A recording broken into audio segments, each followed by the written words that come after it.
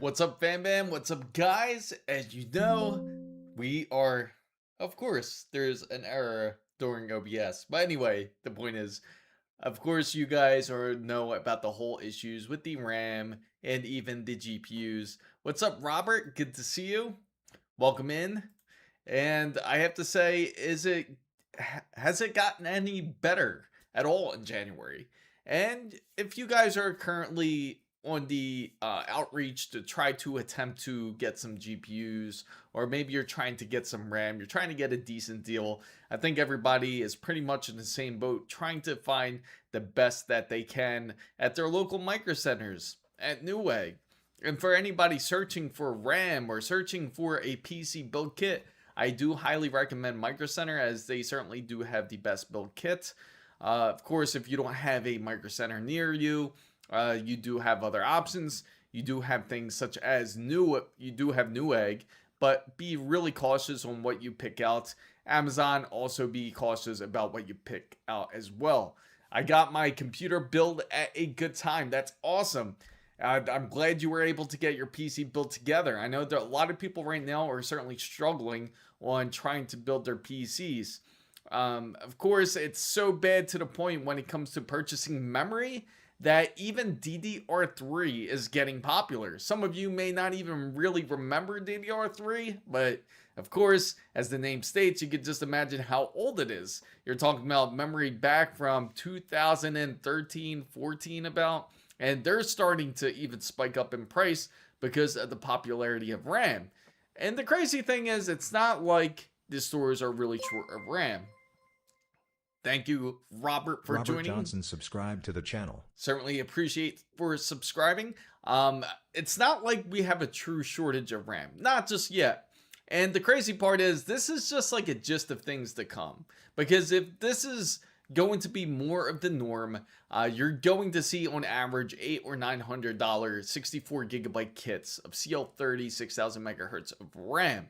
That's just going to be the new norm. Unfortunately, it's not going to drop down anytime soon. As you guys, if you followed it, this whole RAM increase actually started back in October. And ever since then, it's just been volatile. And each month, it's been nearly going up more than double. So even into January, if we take a look at the price chart, you're going to see quite how volatile RAM currently is. It's even gotten to the point where they joke about it, calling it spot price, because what you call spot price is usually on things like precious metals or commodities. And you can see how much it's increased. If you compared the charts together, like with silver or gold, you can see how much it increased. And also another, I hate to be the bearer of bad news for this as well. And the other side that's also bad for all of us is that there's a possibility that power supplies are also going to go up in price, and CPU coolers may also go up in price as well, because of the type of metals that they do use in order to create it. The cold plate, of course, uses copper typically, and then you do have some other components in there like silver that can be used especially on power supplies. And because of that, that can cause a small uptick, and they're talking about 20%.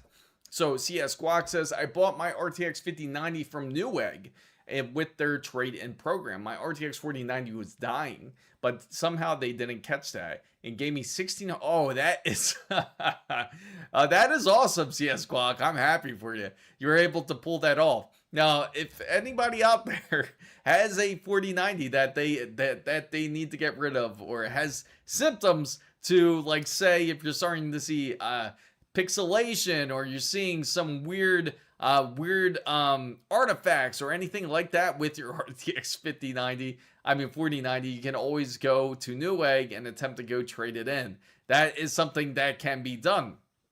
There are also some quite developments for everybody that does have a AMD GPU. If you have an AMD GPU, certainly feel free to let me know if you do have one, because I gotta say, what are your thoughts about what I'm about to say here? It's kind of funny, but it's not, because people are really literally tired of hearing this word, and you probably have an idea of what word I'm going to use. So AMD is going to launch the Adrenaline Edition 226.1 drivers really soon. But you know what they call this package? It's going to be called the AI package. So there you go. So if you're looking for some AI package with your Adrenaline software, it's here. It's almost here. It's going to drop sometime soon. So Robert Cross says, I spent on the Corsair 32 gigabytes of RGB RAM, 192 pounds before Christmas. I look back on the receipt. It's insane. I could easily go back to my wonderful Micro Center receipts, and we can see how much of a change that there truly is when it comes to the pricing of RAM. So let's get into it. We're going to go take a look at Micro Center right now. And just to give you an idea for how it's looking currently, some of you are probably worried about the whole GPU market, and rightfully so. Right now, NVIDIA wants to focus on mainly pulling out a lot of their 16 gigabyte GPUs. So if you're in need of a GPU, I highly recommend on going ahead and looking between the range of a 5070 and 5070 Ti. Even though the 5070 doesn't have 16 gigabytes, at least it has 12 gigabytes. But they're talking about not really stopping the card, not really stopping production, but they're going to slow the production dramatically to where it seems like they're not making it anymore. So if you're looking for a bit more of a budget, 5070 is a bit more fair. If you're looking for something that has a bit more VRAM, then the RTX 5070 Ti is a valid option. That's 16 gigabytes, and it's still affordable today. Now, the reason why I didn't mention the RTX 5080 is because that is one of the cards where it has gone up dramatically when it comes to their GPUs. So Epic Gamer says, should you ever use a Epic CPU in a build? Not necessarily. If you're looking to do an Epic build, I highly recommend those who do plan on something like that. That's going to be more for like server grade usage. Unless you are trying to create, like, maybe say you're trying to create a network attached system, and then you're also trying to run, say, some sort of graphic design system, then it would be kind of worth looking into an Epic processor for something like that. Of course, you do have the option of building a separate PC on that case. Like, you could have one network attached system, and then you can also have a separate PC which focuses on graphic design. But again, if you're looking to go Epic, then it's going to be worth looking into more of multitasking, so to say. You're going to be practically building a server at that point. So I feel that the supercards need to add more CUDA cores, not just more VRAM. Not just like the 4070 Super was great with over 2,000 extra CUDA cores. You know, it's funny that you mentioned that, Tony, because the thing is, when it comes to like the whole CUDA cores and everything that goes with NVIDIA cards, it seems that the generational leap hasn't been as much. For example, the RTX, we'll use the RTX 3060. So when you're going to the next generation, it's going to be the 40 series, and it's, say, the RTX 4060. You would think that would be like a dead-on match, which would be like more or so similar to a RTX 3060, but unfortunately, it's actually more of a downgrade. You're actually going back like a slight. It's going to be like almost like a RTX 4050, and then it gets worse. It gets progressively worse when you go to the 50 series. So it's like you're even dropping down another level. So the 30 series was like the last real great series NVIDIA had, especially when it came to like more of the budget friendly or more of the mid-tier cards. But now the 50 series is a bit questionable, especially once you go under the 5070. So I bought 48 gigabytes of RAM about 4 months ago, then I upgraded to a 5070 Ti. I think I'm about good, maybe, yes. So there is one thing I certainly do want to emphasize for all you PC enthusiasts out there, or if you own a PC as it is already. Do not panic. Don't be in any sort of rush to worry about purchasing RAM. And the reason being, more than likely, that RAM that you currently have, especially if you're a PC gamer, where you don't do anything too crazy to the point where you need extra RAM, like you're into like video productions or anything like that. And even then, so you don't need to get the extra RAM if you don't have to. So don't force a budget that you don't have, especially on how volatile and how expensive RAM currently is. Now, if we take a look at a set right now, we're going to take a look at we'll take a look at some computer memory right here, and then we're going to see about what the pricing is. Now, for a Corsair 64 gigabytes, now this is pretty decent RAM, 6000 megahertz. You're looking at $876 that you're going to easily spend on a RAM kit. Now, if you already have 64 gigabytes of RAM, and say you do video production, 64 gigabytes technically should be just good enough for you guys.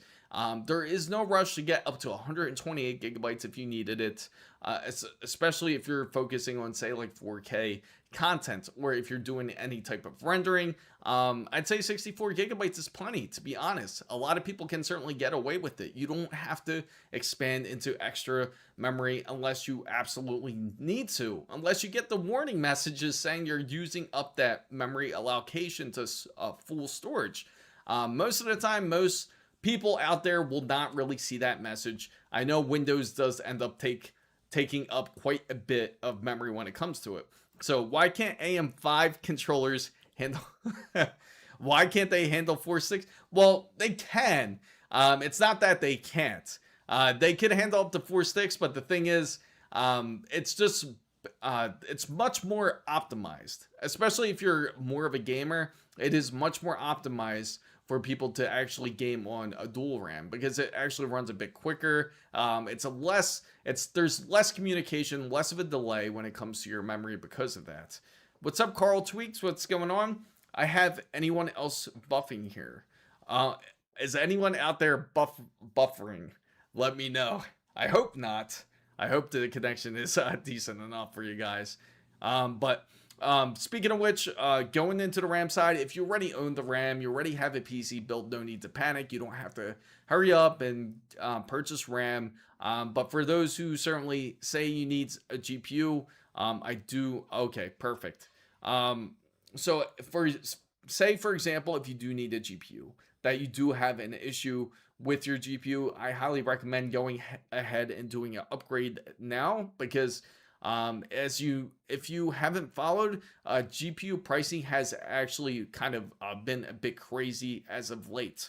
Now, if we take a look at a RTX 5080, you guys can take a guess on how much a RTX 5080 originally was. The pricing has quite dramatically increased because of it. And again, this is a RTX tough gaming card. Asus has 4 different tiers when it comes to their GPUs, or when it comes to any of their brand, when it comes to their line. So you have the Asus Prime, which is going to be like the bottom of, like, more the budget friendly side. And then once you go into the tough gaming side, it's a bit more budget. And then once you enter the ROG Strix, that's like mid tier. And then once you go to ROG, just this typical ROG, then that's like the highest you can certainly afford. So for the Asus NVIDIA RTX 5080, you're going to easily spend $1,400, and this is Micro Center pricing. And Micro Center does really good when it comes to their pricing, guys. So it's not just them. It's going to look a bit more crazy, I guarantee you, if we go into Newegg. So the actual leap in CUDA cores are in the 90 GPUs. What did you do with your 4090? Did you trade it, or I believe somebody just traded their RTX 40. It was CS Squawk. He ended up trading his 4090, and he ended up trading it in for. I'm sure he'll share exactly what he traded in for. But CS Squawk was able to take advantage of Newegg's trade-in program. If you guys haven't checked it out, make sure you do. They don't only trade GPUs. They also do other trades as well. If you are looking to trade, say, like maybe you have a motherboard, they definitely will take your RAM. If you got some RAM, I know they'll take it. So if we go ahead and take a look here, we take a look for a RTX 5080, probably a similar one, just so to say. And we're going to get into the 5090s in a bit because that will make you probably roll. That will just make you just want to throw up. So the 5070 graphics card is a great card. Absolutely is. Especially because of the advantages that you certainly can have. If anyone is interested in things like frame generation, usually not a lot of people are, but you do have those options if you are open to it. Now, if we look for the same exact card, we're going to check sold by Newegg. Now, that's one of the first things anybody should click on when they go into Newegg. You don't want to end up with a box of bricks or a box full of bags in there or anything like that. So click sold on Newegg first. And then you want to go over and to look at the GPU side, which we're going to go look in ASUS. We're going to compare the pricing when it comes to their tough gaming RTX 5080. Now, this is going to be, of course, their Hatsune Miku edition, which is not in everyone's budget. That's $1,900 there for a 5080, which should be like a 5090 for that price. But that's one of the only editions they have in stock. It looks like they're out of stock of the tough gaming. Actually, they were going to sell it for a decent price at $1,400. Now, technically, to me, now when it comes to the RTX 4080, this is not a typical price. This for the 5080, it should be a lot closer to around here. It should be closer to around like $1,200 for a tough. Now for the prime, this is fair. This is very fair pricing because 1,000 is like the lowest. It's the closest thing you can get to a Founders Edition.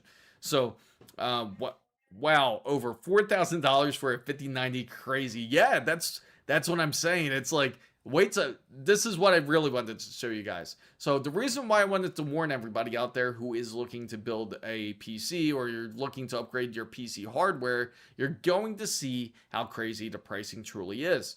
Now, if we go ahead and say we click sold by Newegg like we originally did, we go and click sold by Newegg and see if they have anything available.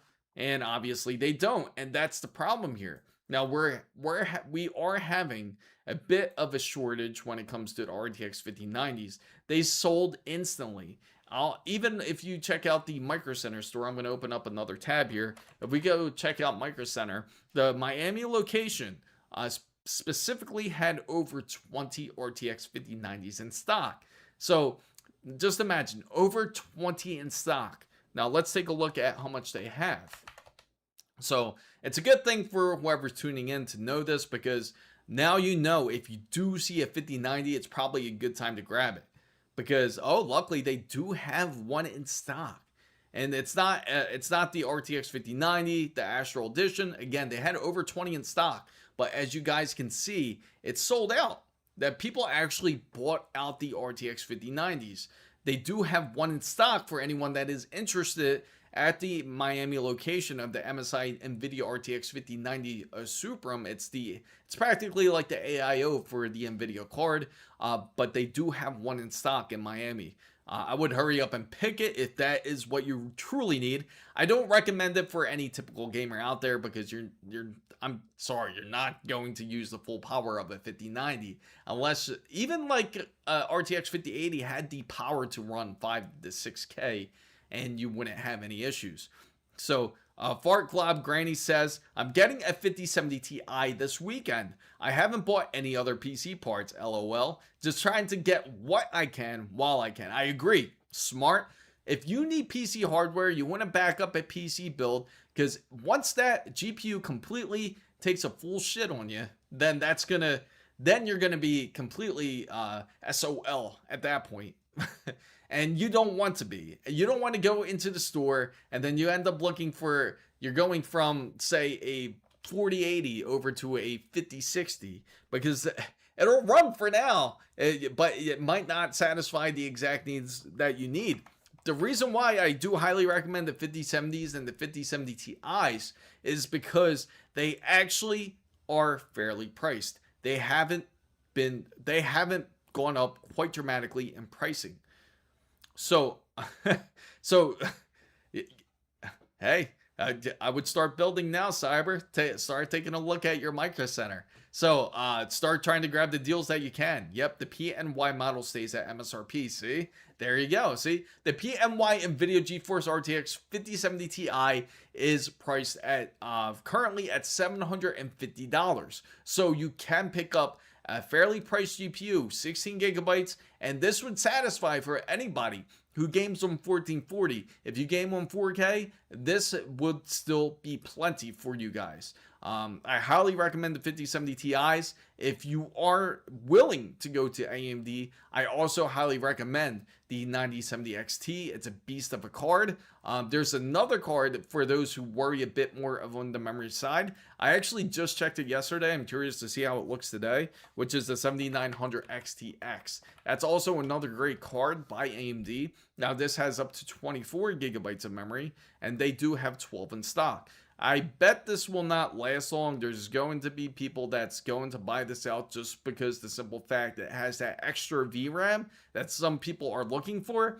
But if you are not looking for that and you're looking for something a bit more modern into this generation, then I would highly recommend either the 5070 or 5070 Ti or the RX 9070 XT. And the RX 9070 XT is for those gamers out there who are looking to try to get the most out of their ultra wide display, just say, where if you have a 2560 by 1440 resolution type of monitor, this would actually be a great card for you guys, and you could purchase it for $600. So the 5070 works very well on the Intel Ultra 9. Absolutely, it's a great card for anyone that is on Intel. It's awesome for anyone that is into, say, like if you are into streaming, that's actually a great combination, having an Intel processor and the NVIDIA GPU, because they go hand in hand very well when it comes to their encoders. And also, if you are more of a fan of, say, like using Adobe, or maybe you're into things like graphic design, it's also great for that. So the Red Devil 7 says, the 7900 XEX great card, but not the best. Yes. That is true. It isn't the best for ray tracing. If you want to level up on your ray tracing side, it's actually better to go 9070 XT. That is the closest thing you can get to like top grade ray tracing when it comes to AMD. And the reason being is because they actually improved the ray tracing cores in here, so you actually are very close to, say, RTX 5070 when it comes to the ray tracing side. The only thing is, for anyone out there that is looking for something as advanced as path tracing, unfortunately, AMD is still like a couple generations behind on that side. I won't be good in path tracing, but if you are a quality freak, then for sure, NVIDIA would be the better choice to go. But if you are more of performance and for gaming use, I would say 9070 XT would be great for many people out there. So I like the 9070 XT pricing, but I keep seeing stories about driver timeouts, and I get that part. And the fun reason, there's a good reason behind that. Most of the people that end up getting AMD cards, they don't really update their drivers as much. And then there is some incompatibility issues when it comes to Battlefield 6. So you may hear it more often on, like, if you are a Battlefield 6 player and you have an AMD card, it might be a bit problematic, or it might not be at all. Now, specifically, if you do have, like, say, a lower grade one, like a 9060 XT, you will run into the problems a bit more compared to somebody that has a 9070 XT. For example, I know someone who has a 9070 XT. In fact, it was the PC build that I built with the 9600X and a 9070 XT, and it works phenomenal. I only had one crash ever since Battlefield 6 has launched, and he has well over 100 hours into the game. So, but no issues. He plays all his games great, has no problems. Now, it just depends on how frequent you are willing to update your drivers, and be sure to look for that new 26.1 update that has the AI package AMD is rightfully emphasizes for anyone out there that is looking for it. So, bro, Newegg is scamming me. I just wanted to see how much I would get for a 4070 Super. It would give me $200 on eBay. They are selling for more than what? No way. There's no way they're going to say, I'm going to give you $200 for a 4070 Super. I'm about to look at that myself. Yeah, let's say we're on Micro Center right now. Let's go on Newegg, and we'll actually look, because Newegg has a GPU trader in here. So if you are looking to trade some of your old hardware, you just want to get rid of it, Newegg will take it. They will take it. So Captain Cave says, would you upgrade from a set? No. No, I would not. Now I have to be straight with that answer. because it's not going to be that much of a change. You're going to see an uplift on your IPC. You'll probably see, this is my estimation here. I haven't benched it yet or anything. I have been trying to get in touch with AMD to try to get like a sample of a 9850 X3D so I can test it for you guys to let you know how much of a difference it is compared to a 9800 X3D. But I can certainly tell you, like, over the 7800 X3D, I would imagine that compared to the 9800 X3D, you're going to see like a 10 to 15% uplift. And from the 9850 X3D, you would see probably closer to maybe about 15 to 20%. So it's going to be a slight increase. It's not going to be dramatic, but then again, I could be completely wrong. From what it seems like, from what they offer on the dies, it isn't that different compared to the 9800 X3D. So I just got called a cornball for having a 3050 and a 1060. I was still getting more FPS than the guy, then jumped to the excuse that I was using some optimizer or game on. Well, the crazy thing is, like, you still can game on a lot of these older cards. In fact, I was talking to Frog Gaming, and he said that he had no issues with gaming on RX 580, and that's an old card, and was playing Battlefield 6 perfectly fine. So, I mean, it can be done. It could certainly be done. People are still looking up DDR3 in order for you to be able to play these games. So I sent you a link on Discord to check out the Micro Center deals in Phoenix. Oh, no, you know what? I can easily swap the store. That won't be an issue. We can take a look on Phoenix, the Phoenix store, if anyone would like. And I know we're looking for the fresh deals. So let's take a look at what Newegg has to offer when it comes to their trade in here. I believe it's right on top of their page. They kind of offer right away, I remember. Let me see. GPU, let me just look it up here, because that'll actually come up. GPU trade-in. Let's see. There it is. Trade in your GPU or CPU. So if anyone has a GPU laying around, you can also trade it into Newegg and they'll take it. So let's find a new GPU. Well, let's not find it. Let's get an estimated value. So they do have a value list for anybody that is willing to trade in their GPU here. Now, AMD admin says I have a spare 4060 1TB M.2 32 gigabyte DDR. Yeah, I mean, you easily could.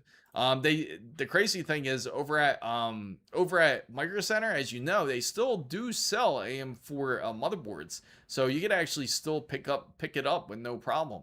MSI Ventus 2X. Okay, all right. So let's take a look at that. The MSI Ventus 4070. All right, let's go down. Right here.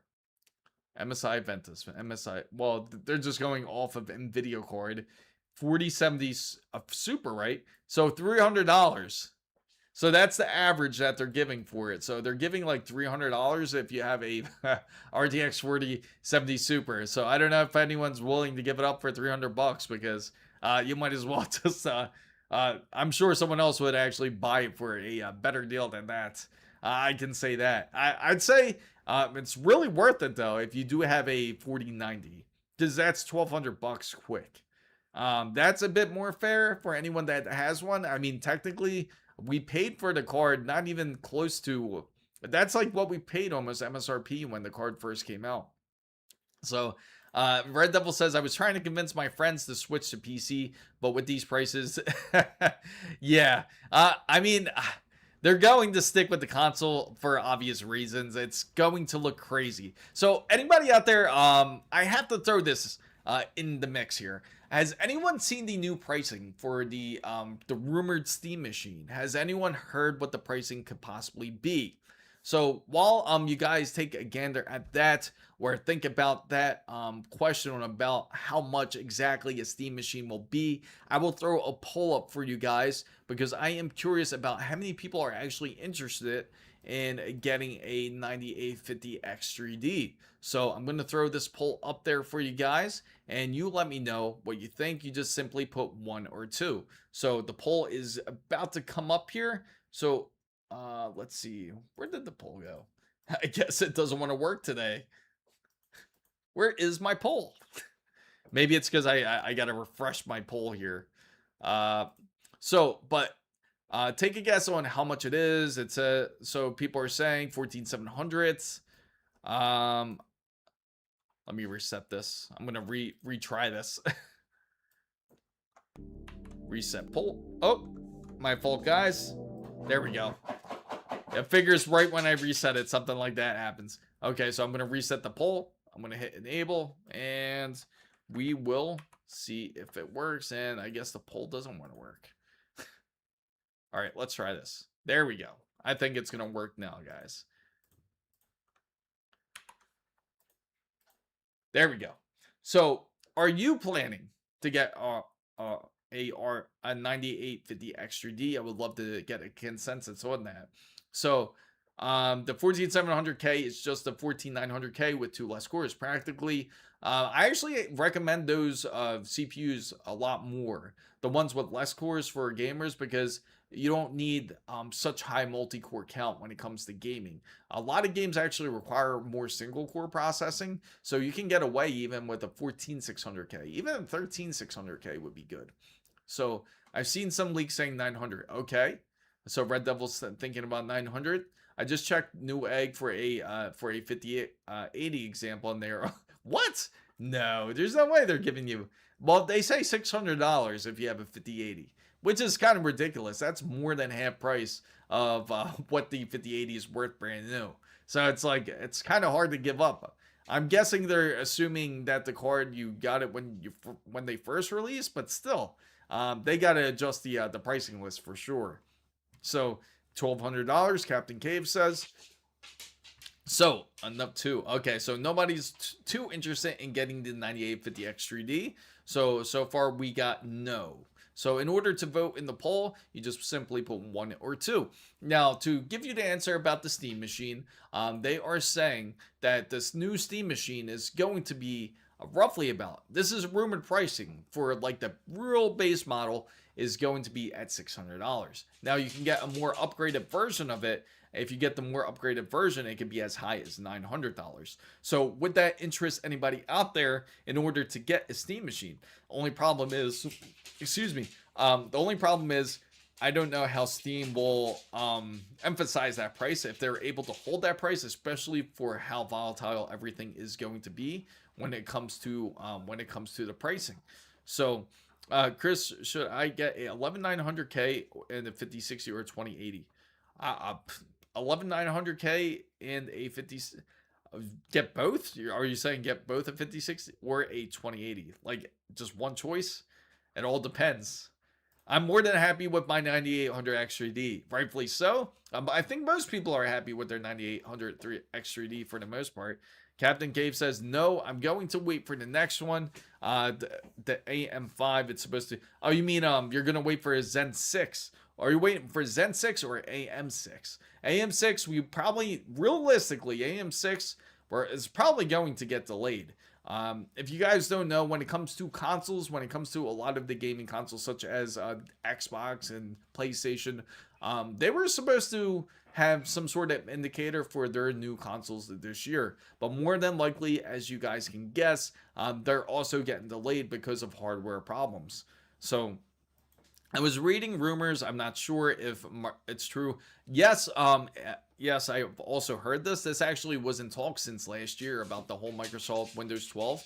They are bringing up ideas of bringing out Windows 12, and the reason being is because, you know what's funny about Windows 11?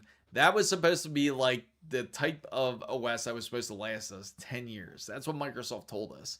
But obviously, it's such a piece of crap product that nobody likes it. So now they gotta hurry up and make sure to get rid of it and update it. And because it's so bad, like even like when you set up Microsoft Windows 11, it's just horrible. Yeah, it forces you to sign on to your Microsoft account in order for you to continue the installation. That's the only Windows install where you had to have online service for you to install Windows, which makes absolutely no sense. Now, Half-Life 3 will come up before the Steam Machine. Yes, I hope so. I am so hyped for I am hyped for Half-Life 3. I really am. I really hope that comes out before Steam Machine. Because all the people that are planning to get Steam Machine, they'll get pretty pissed that we got it first. So my i7 is fast, but when I play a 16 player Beam 50 gig of Yeah, I would imagine so. I was shocked about how much slower Arrow Lake is compared to Rabbit. Yeah, it's incredibly slower because it's trying to be energy efficient at the same time. That's why I haven't built on the Arrow Lake platform just quite yet. We do have an Arrow Lake board here, but I'm waiting for Arrow Lake's refresh, which is allegedly going to come out within March. So if you are a Intel fan, there is a rumor that it's going to drop sometime in March for Arrow Lake refresh. So if you are trying to get like a 290K or a 270K, it is rumored to come out around that time. Now they're also going to come out with a new platform, which is going to happen around September. Typically, September, October, they'll have a new platform, but we just don't know what it's going to be quite yet. It's going to be obviously a hybrid of their Panther Lake. So I would imagine it's going to be quite beasted. I had an indication that originally it was going to. I heard originally it was going to use like things like DDR6, but I don't think that's going to happen, especially on how bad this whole RAM situation is. So Slim Shady TX, what's up? So he said, I heard Asus is going. Nah, that's so far I haven't heard anything like that. I've asked these questions. If anybody has any questions about TS 2026, feel free to ask. I was in attendance. I walked 15 miles a day and asked every question possible about every product that I could think of. So, but so far from what Asus says, there is no plans in producing DDR memory. And of course, they don't have the fab to do so, but they do have ideas of what they might do, which is certainly interesting. But unfortunately, I don't think I can say anything quite yet, but it would certainly help the gaming community if they go ahead and do this. But to get similar performance to 14900K, you need to hit 9000 to 9200 to get comparable FPS. Like, wow! So you really got to put your numbers on Arrow Lake if you want to get those. If you really want to, it's funny because it's like the exact opposite of what Arrow Lake is supposed to be. So when I was installing Windows 11 on the computer I built, I didn't like Microsoft was looking for more information. It's annoying, right? Like it asks you like, oh, is it okay we can target you for marketing? Is it okay if we track your cookies? Is it okay that they practically ask for permission for everything? Is it okay that we can track you on GPS? So yes, Panther Lake. What's up, Jerry? Good to see you in here. Squeeze says Intel on the 14 series aiming for speed, then the 15 gen slow office PC power efficiency. So user says I have the Z890 Apex and Z790 Apex max overclock 14900K. It's just is better. I agree. I think it is truly better. And the reason why is because it has more power to it. Now, the Arrow Lake has its limiting power factor, so it's not going to be as good, but it is better in power efficiency sense. Kind of doesn't make sense because most people out there aren't looking for power efficiency when it comes to gaming. They are, but they're not. They're trying to get the best performance out their motherboard. The only thing that's scary for a lot of people out there, especially when it comes to the 13th and the 14th gen, yeah, I know. That's right, Jerry. You should have seen it. It was really good, the performance, especially with the Panther Lake. I am excited for some of the things that they did announce. But going back on that topic real quick, on the 13, 14 gen, a lot of people are afraid because of the burning of the processors, which can easily happen if you don't have the BIOS up to date. But to pull back into the Intel, what's up, King? To pull back into the discussion with the Intel suite, the good thing is that they did mention that they are planning to release gaming handheld. So it does have quite a bit of really interesting takes, especially that has up to 12 cores built into their GPU. And this is an i3, guys. So just imagine the power that they could really push on Intel's Panther Lake if they really wanted to. Now, all of Panther Lake is going to have 12 cores at the minimum when it comes to the GPU side. So you can actually game on it. You can game Battlefield 6 and you won't really have issues on it. What's up, Simon? So Tony says, which gets hotter, a i9? Absolutely. Well, it depends on what's burning, but obviously the answer would be the Threadripper for sure. Threadripper will. It takes some power. It takes quite a bit of power. It was like actually like when I built the Zen 2 Threadripper build, it was actually one of the first platforms that actually featured that have two CPU plugs really to uh, power inputs in order for you to power up the Threadripper. So you can just imagine how a new one is. Thank you for Mario subscribing, BC Mario. subscribe to the channel. Thank you for subscribing. It's not a power issue, it's a latency. You're looking at like between 8 to 15 nanoseconds on DDR5, and compared to DDR4, it's closer to 22 nanoseconds. Let me see. Did I miss something there, user? I'll catch it later on into the chat. So 85 to 90 degrees Celsius, easy. You have a AIO. Well, if anyone has a Threadripper, there is one that's really nice. It's by Silverstone. They actually have a really nice AIO. Just saying. I don't think anyone's thinking of building on a Threadripper platform. If you are, I congratulate you because RAM is super friggin' expensive. As you've seen, they do have kits over at Micro Center, and over at Micro Center, you have to buy the full kit. Unfortunately, at the Miami location, they only have the used RAM. So they have like 17 used for some weird reason. I guess the people who bought it thought, hey, we can sell this now. We bought up all the RAM at Micro Center, which I'll show you in a bit. We bought up all the RAM at Micro Center, and now we can sell it. And I guess they never sold it, and they ended up returning the RAM.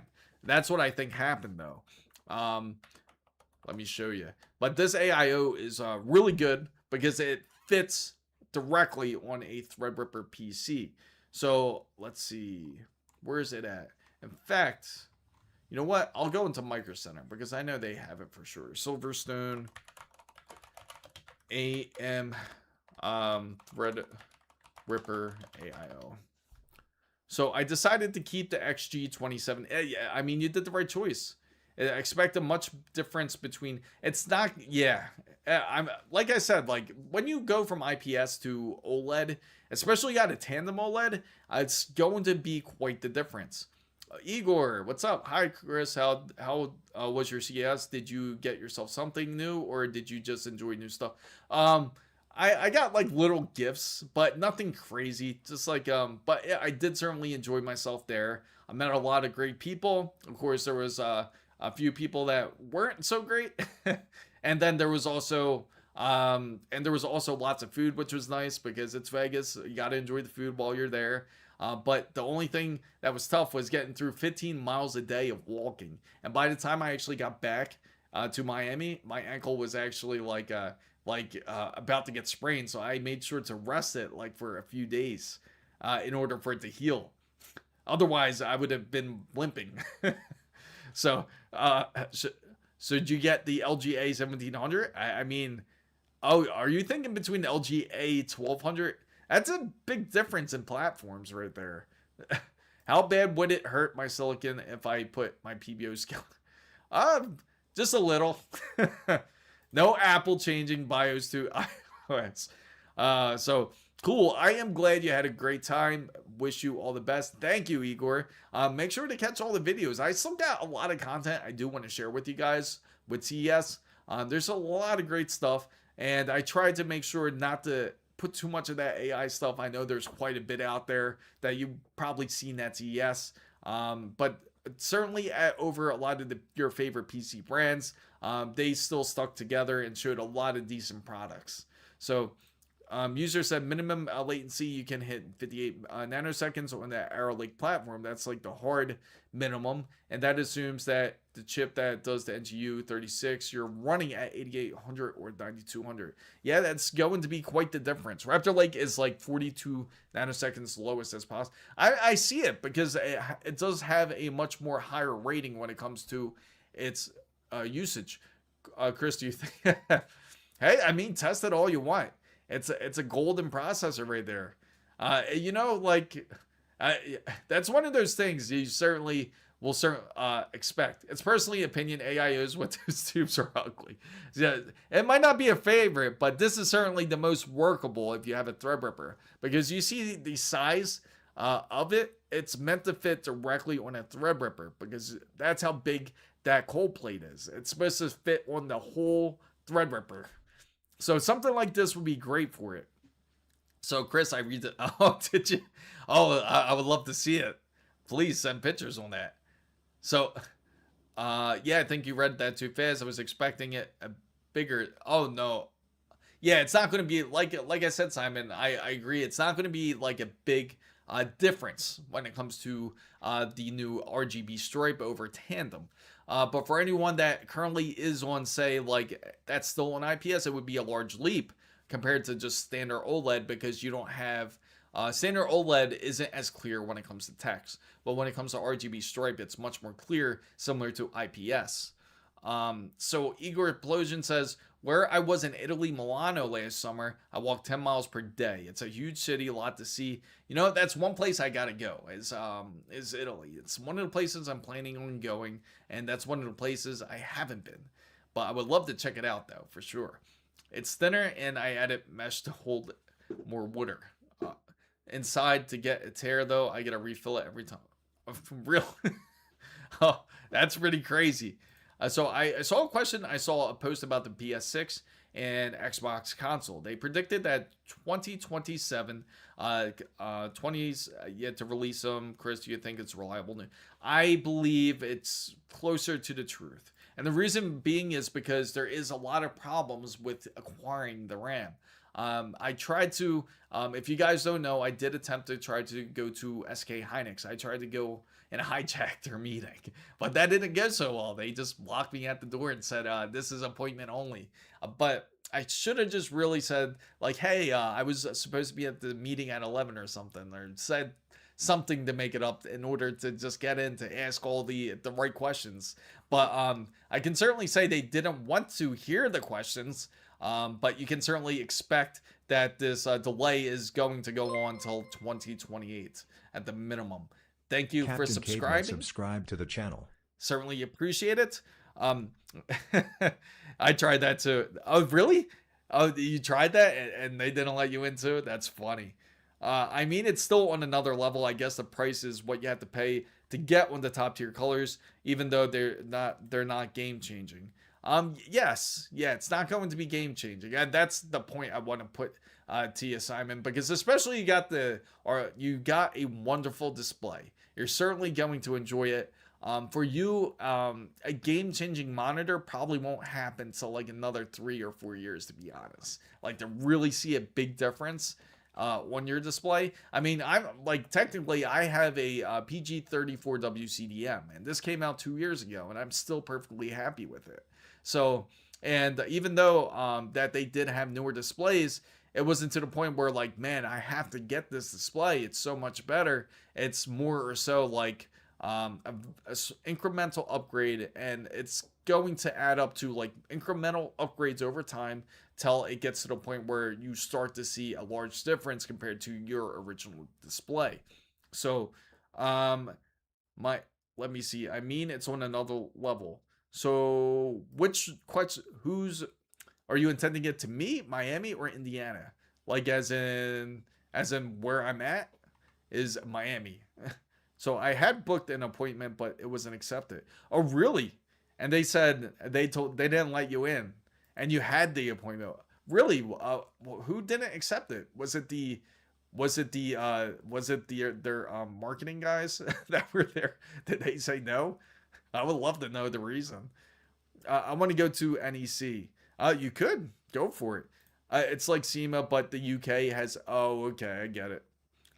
Yeah, it's wonderful, isn't it? The PG32. It's just an amazing monitor. It's just the colors are just magnificent, and it works great when it comes to its color. When it comes time to like pixel cleaning and everything, it's timely. It's one of the best UIs really ASUS came with, like compared to a lot of monitors out there. So, speaking of flying cars, if you like flying cars, since Squeeze brought it up, they are saying that Miami is supposed to be the first city to have flying cars by 2028. But the way people drive here, no, I can't see that happening. The PC one is near my birthday. Oh yeah, that's pretty dope. So let's take a look. I just want to give you guys an idea of how the RAM situation is looking. It's only going to be good for people who are looking to build a fresh build, because then it's just going to be crazy expensive. Nobody's going to want to build with these pricing the way it is. If you take a look at an AMD bundle, you can actually get a decent build. Now, these are cheap. Of course, these are obviously cheap here, the 350. I'll take down the poll, guys, so it seems like the poll's already done. And I'll throw up another one in a bit for you guys too. So let me see. Let me turn that off for you guys. So they do have the $350 bundle. Now, it comes with a 7600X. It has a B650, all decent components. But obviously it only comes one stick of RAM. I always prefer to get dual sticks. Not only does it run better because it's running on a dual RAM, but it can also, if one RAM stick does end up failing for some weird reason, then at least you'll be able to run on one. If that does end up failing on you, even though it runs fine, then you have no RAM to really play on your PC with. So let's see. I went from the 75 hertz monitor AOC to a ASUS. Man, that wasn't that quite the jump. I gotta say, like, just that immediate jump when you see refresh rates like 75 hertz, and you go automatically over to something like the ROG Tough 27. You're roughly like around that's like 240 hertz about, right? If I'm not mistaken. That's also 240, I believe. Does that also, because I know some of the tough monitors that they do have, they also do have dual monitor inputs. So you can run it at, say, 330 hertz at 1080, and then at 2K, you can run it at a lower hertz, which is probably around closer to like 180 typically. Did you get one of those monitors out of curiosity? Now, my ASUS ROG has 165 hertz. That's enough. It gives me 200 frames. I mean, yeah. It's going to be great for a lot of people. It's crazy because 165 hertz is like standard now when it comes to TVs or displays now. When it comes to, like, if you took a look at the Samsung display I had on my channel that I showed on the video, standard, it's at 165 hertz. So you can easily run a PC games and PC titles on there. There's no way a console is going to be able to do it. It'll upscale onto that TV, obviously, but it's not going to push it natively if that's what you are looking for. So my monitor is 24 inches. I mean, monitors honestly don't have to be that huge. Some people end up getting larger monitors, but it's going to be like directly in your face. So if you're thinking of doing a PC build, you don't have to get like a large 42-inch monitor. You can get it, it'll be nice, but it's not necessary. A lot of people would certainly be happy even with 27 inches, and they realize that's enough real estate for them when they are gaming or for whatever task they need it for. Or maybe you want to run a dual or even a triple monitor setup. So if you want to give yourself those type of options, really be particular about picking out the type of monitor you want and what type of refresh rate you're looking for, or what type of multitask abilities that you are also looking for. If you're planning to run a dual monitor display, you don't need both at 240 hertz. You might prefer one to be just like, say, a Discord screen, like where you can just watch your Discord, and that can be running at 60 hertz, just for an example. Or if you plan on doing like a simulator, like you plan on doing something like that, like a flight simulator, then that's when you want to look for a higher refresh rate monitor. So yeah, I got it early, a 2025 March. So if it does flick, well, the good thing is, like, the newer OLEDs, they don't flicker as much. They do have anti-flicker technology in there. There's been times where I have seen the monitor flicker, but you can easily turn on the anti-flicker and that immediately cancels it out. So I live in Europe. We are behind USA in terms of quality of monitors. Best we have is 400 or 500 hertz. At the moment, I heard that there's 700. Yes. They're even pushing up to 1,000. It's insane that they're going up to just slightly past 1,000 hertz when it comes to displays right now. If anyone is looking for a super fast display, but in order to enjoy it, you got to be a true competitive gamer and have the title that you do want to run 1,000 hertz. If you are a Counter-Strike 2 player, that is exactly what you're looking for, because you could easily hit 1,000 hertz. Or 1,000 frames on Counter-Strike and be able to enjoy that experience. So Windows 11 Cat Max. Yeah. Can you imagine having 1000 hertz? That would be insane. So if anyone's looking for a PC build, where if you're just trying to get RAM, the smart way of doing it is don't just buy the RAM. And the reason why I say that is if you just buy the RAM, that's all you're going to gain out of it, right? You're only going to get two RAM. You'll just get, say you get 32 gigabytes, right? It's like around roughly about $390, $400 for it. So why just get the RAM when you can actually get the full kit for $550? Because if something does go bad, not that you intended to, or maybe you just want to build another PC, maybe for your friend or maybe for your family, you do have an extra motherboard and CPU. Now, if something does happen, you can easily do a change with your motherboard if you need to, or maybe you have to RMA your motherboard and be able to have that lapse time period to have something to play on, and that would be perfect to have. So again, you're only spending an extra $150 to get a motherboard and processor with some RAM. So it's kind of like insurance. This is the smarter way to buy, because then you don't want to end up SOL to the point when you're like, you have to actually get a motherboard and a processor, and then you never know how pricing is going to be, because again, power supply pricing and CPU cooler pricing is also going up in price as well. So you want to make sure to kind of really have a decent balance. I mean, getting like a 7700X as a backup isn't bad, especially if you want to game on your PC. So Igor says, I think it's bundles. We have better. I think bundles is better. We have bundle options here or kits or use. I'm sorry, Igor. I'm trying to clear it up. But yes, it's better to get a bundle if that is what you're asking. Definitely better to get like a bundle like this, like a processor, motherboard, and RAM if you are to purchase RAM. Because again, it's just going to get ridiculous. Like here's a perfect example. We've explored this option here. Why you need a new PSU. Well, you don't have to get a PSU, but it's just an example of it. It's much more expensive if you just buy, yes. And that's the problem. If you just buy part by part, it's going to be expensive. So Slim Shady says, I went from a PS5 Pro to a 5090 with a 9800X 3D on a 77-inch LG G5. Awesome. That's an awesome display, by the way. Completely game-changing. Keep the PS5 as backup. That's a good point. You can always do something like that. Sorry, I expressed bad. I need to type. No, take your time. I mean, just enjoy the stream.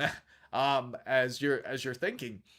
So for the 9970X bundle kit, this is what I wanted to bring up. This is actually a decent bundle. And the reason why I say that is take a look at the RAM kits. So some of you guys might be familiar with this bundle. I've been trying to go at it for a while now, and it's been really tough because as you can see, they offer a $4,000 kit, and this is for a TRX 50 bundle. This is not going to be obviously for everyone.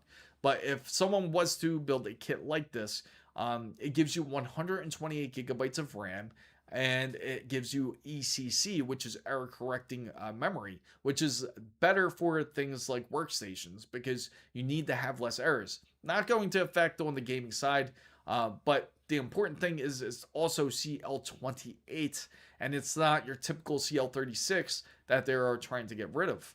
So to be honest, when I play competitive, 280 hertz more than for me. I feel like 120. Oh, I see.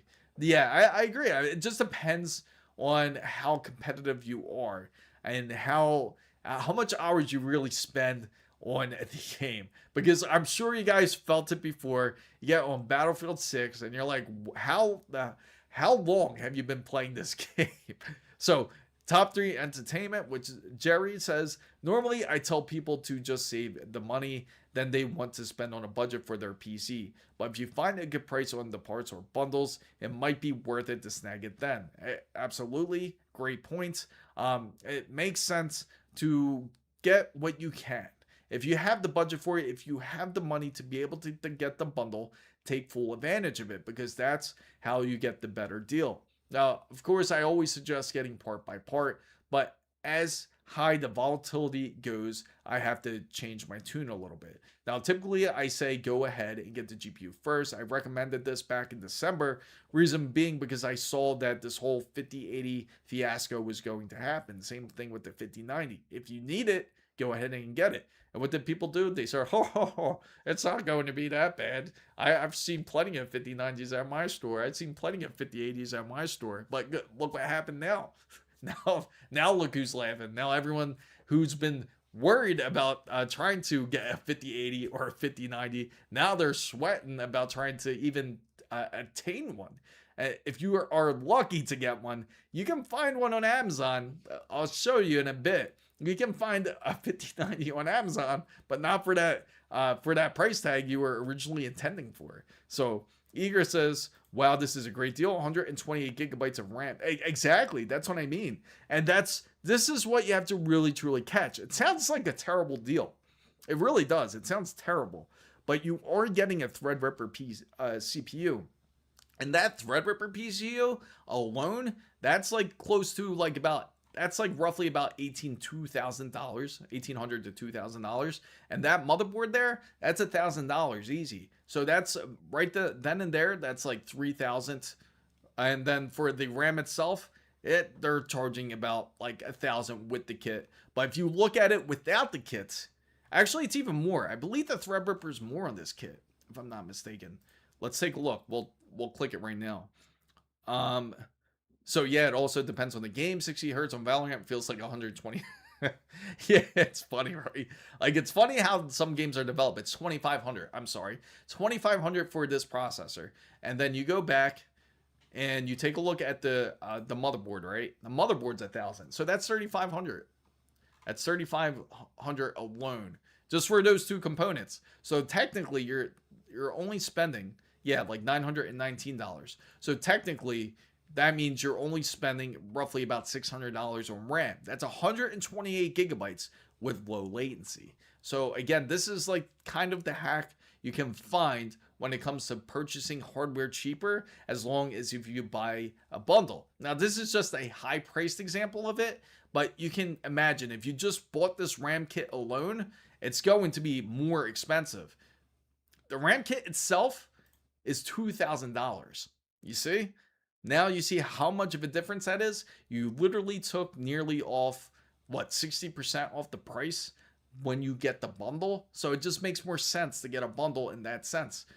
And it goes the same exact way when it comes to your regular AMD bundles or Intel bundles. So this is what I've been stressing about. Like, if you go ahead and get a bundle, say we take a look at a more fair price bundle for gamers out there, like that's $550.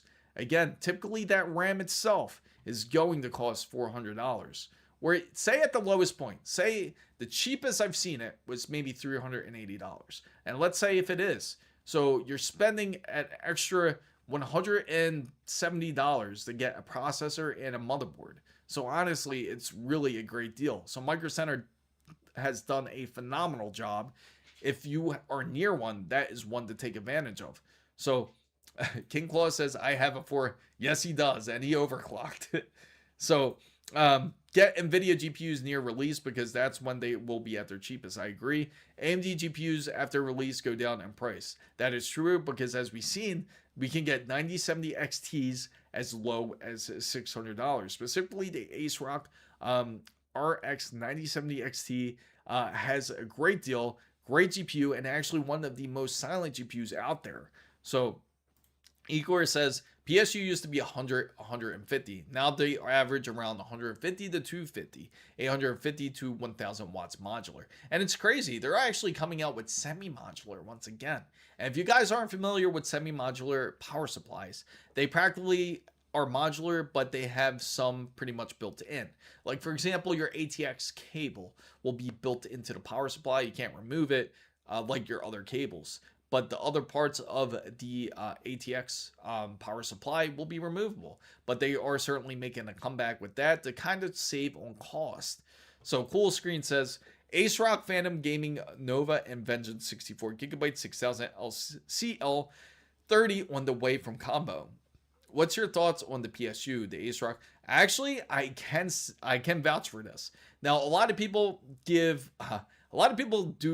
give shit to Ace Rock, and for good reason, because we all know about their whole 9800X 3D fiasco. We know about their issues. We know that it's going to burn out the CPU for some crazy reason, even though they say it's a firmware update when it didn't fix it in the first place. But the point is, we're not talking specifically on the motherboard side. But I can say, when it comes to their PSU, they have done a phenomenal job. Because the reason being I say that is because before, when somebody actually installed their PSU into a RTX 5090, the PSU didn't even burn out. In fact, the only thing that burned out, like when it came to their 12-volt high power port, it didn't even burn the GPU itself. It didn't even burn the power supply, just the one connector. So it was made well enough to where the PSU actually withstood that high voltage without burning the GPU or PSU. So I can say their PSUs are decent. So Simon says, from your perspective and experience, any pro tips for a new OLED, and how often do pixel cleaning? So when it comes to pixel cleaning, the good thing is because you have this new tandem new tandem OLED, they do have the automatic pixel remapping. It has an adaptive display, and it also tracks you when you're in front of the monitor. So it knows when you're sitting in front of it and when you're not. So as soon as you walk away, say you walk away 5 minutes, during that 5 minutes, Waffle Skater, what's going on? Good to see you in here. So, I'll answer that question in a bit. Yeah, semi-modular. Sorry. But to answer your question, the best thing to do is just do the pixel cleaning every once in a while, as frequent as you can. But the good thing is when you walk away from your tandem OLED, it will actually do the pixel cleaning itself and the pixel remapping. Don't panic if it seems like the screen's off, and you can't turn it on. Typically, you'll see the ASUS logo. You'll see it blink. And when it's blinking, that means it's doing the pixel remapping then. And as soon as it's done, you'll see your monitor restart and it'll be good to go. So don't panic, especially that OLEDs have improved so much since like the first generation. Especially they got built-in heat sinks, they got pixel remapping, they got pixel cleaning, they got sensor proximities. They have so much features in there to really prevent any type of burn-in, which is rightfully so. Many people do certainly worry about. So ASMEX says, hey Chris, hey chat, I'm willing to buy an M.2 for my first build. What do you recommend, Samsung or Crucial? Honestly, okay, so what are you using it for? What is going to be the use for that M.2? Now Crucial and Samsung, they both make phenomenal drives. They are both great. Are you going to be using it for things like production? Will you be constantly doing things like transfers? Because you can save a little bit of money if you don't do those type of things. Like if you're using it for gaming, I usually recommend just even a Samsung 990 is decent. Of course, Crucial does really good with their T700 if you want to go like with a PCI Express 5, but don't spend the extra money like for a T710. We could take a look at that as well. I have a AceRock B650E Tai Chi. It's amazing. Yes, like I said, they get so much crap, but honestly, we love to joke around, as you know, in the PC community. When something goes haywire or something burns up, it's going to get out of control. And that, unfortunately, was the sad situation for AceRock. That was the reason why they weren't on the main floor. They actually had, at CES, they had their own private suite for certain people to go because they were afraid to hear that type of BS from people if that was going to happen. Which that brings me to a new question here. Would you be willing to have a AceRock motherboard? So that is going to be the question. And maybe I should specify. Maybe I should say AM5, right? Have a AM5. Because that's the only one that really appeared to have an issue. So you can feel free to vote. You can put 1 or 2 to answer. So Waffle Skater says, did you have a normal PS5? Did you notice the difference? That's a good question. So I'm using it both for business and gaming. So if you are using it for both, okay, so there's 2 I can recommend. Now they do have, I will show you right now, Crucial T710. Great great drive if you are planning to use it for that. Now again, 200. This one you can get for $250. It's 2 TB and it is extremely fast. So far we have, so far we got no. Sure, if it doesn't have the RTX 3D chipset. I'm thinking of taking your PSU and adding your Phantom Nova gaming motherboard. Did Crucial also drop? Yes, unfortunately they did. They're not in the SSD game anymore because they are helping the consumer. They are helping us because they have to help big AI in order to build their infrastructure. Because if they don't, we will be affected as consumers. that was literally their excuse. That's what Crucial said. They said that they're helping us out because they're not in the market anymore. So you can get the 710. But to mind you, Crucial is not existent anymore. So if this does end up going bad, there's only going to be so many of them left. So if it does go bad, you send it into Crucial. They can give you a new one, but it's going to be technically like off of their old bin. They're not going to recreate anymore. And then you have the Samsung 9100 Pro, which is also an awesome SSD you can get. Now this is more fairly priced, I'd say. Oh, wow. Where is it? Now, don't mind the pricing because it's 1 TB, then it jumps automatically over to 8 TB. Hopefully you guys saw that, but yeah, it kind of quickly jumped over there. It depends. After all, I mean, if I find a Ace Rock motherboard on a good sale, why not? There you go.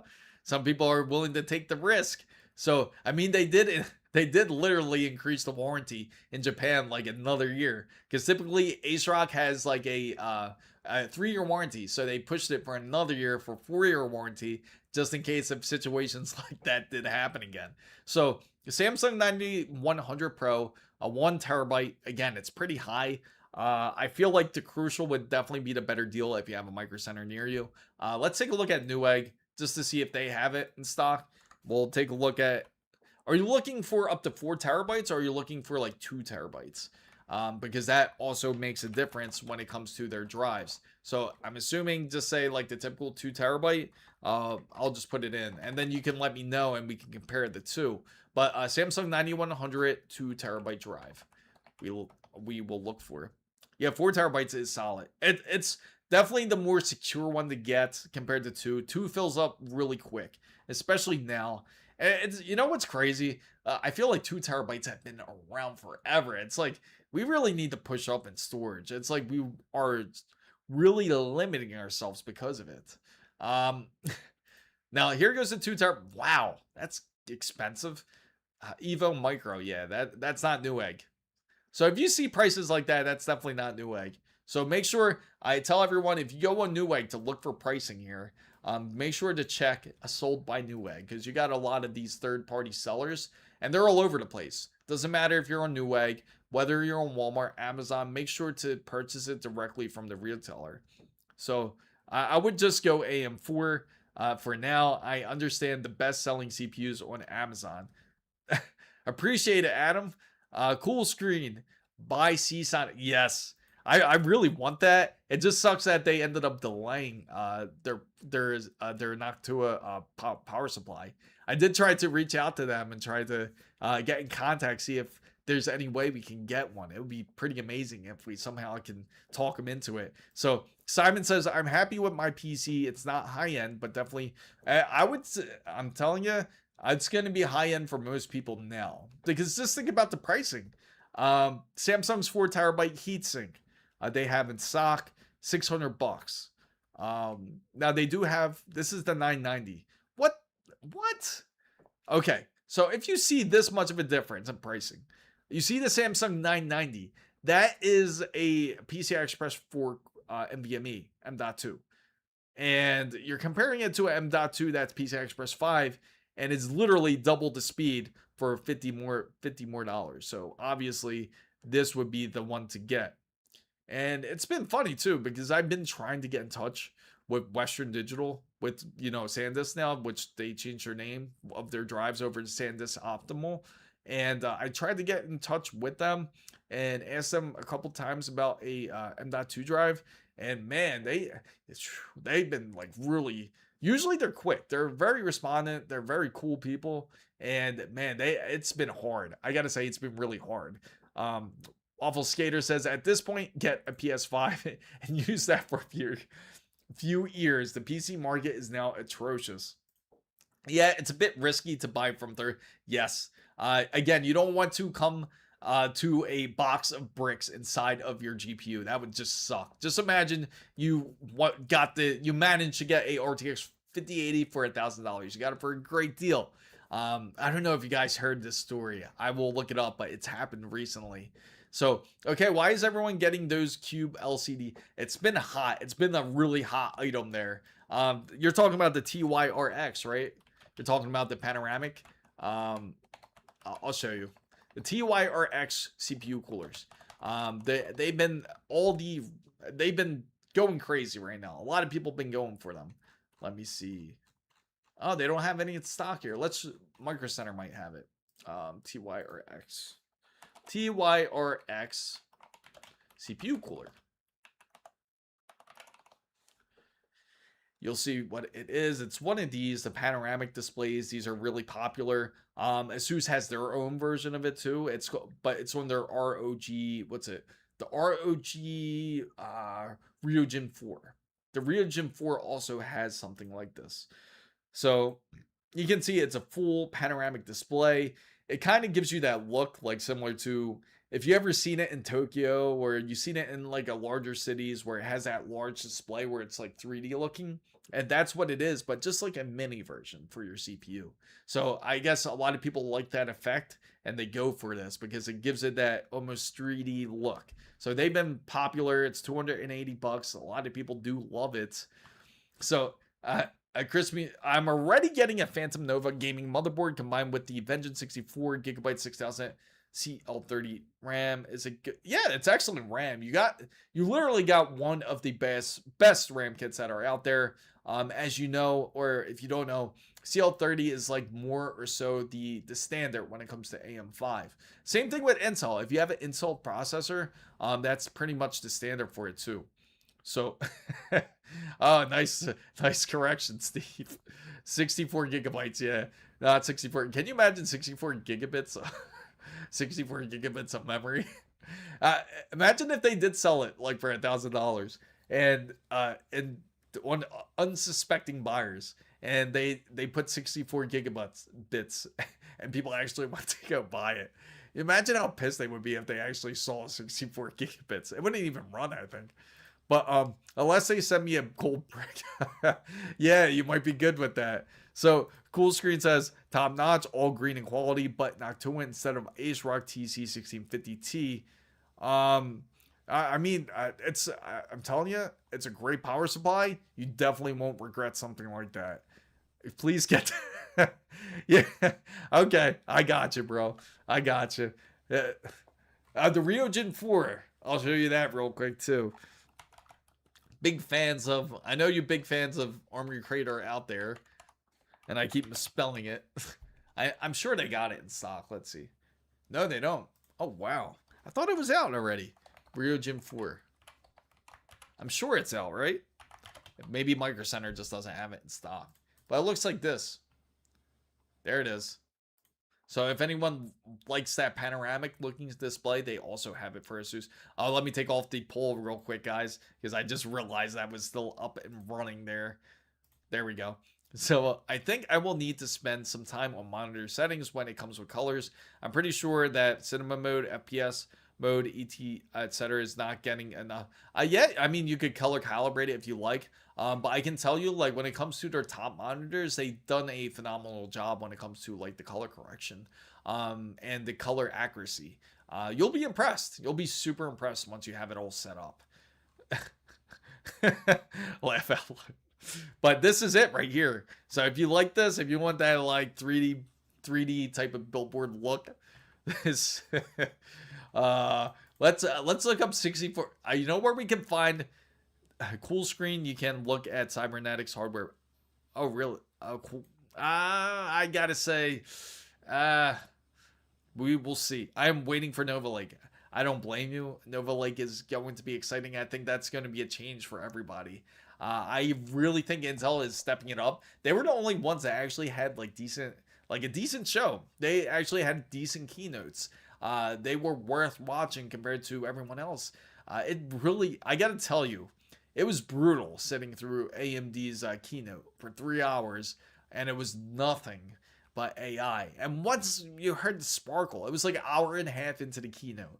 You heard the sparkle of them speaking about gaming, and you're like, okay, this is when they're going to show the 9850X 3D slide. It never came.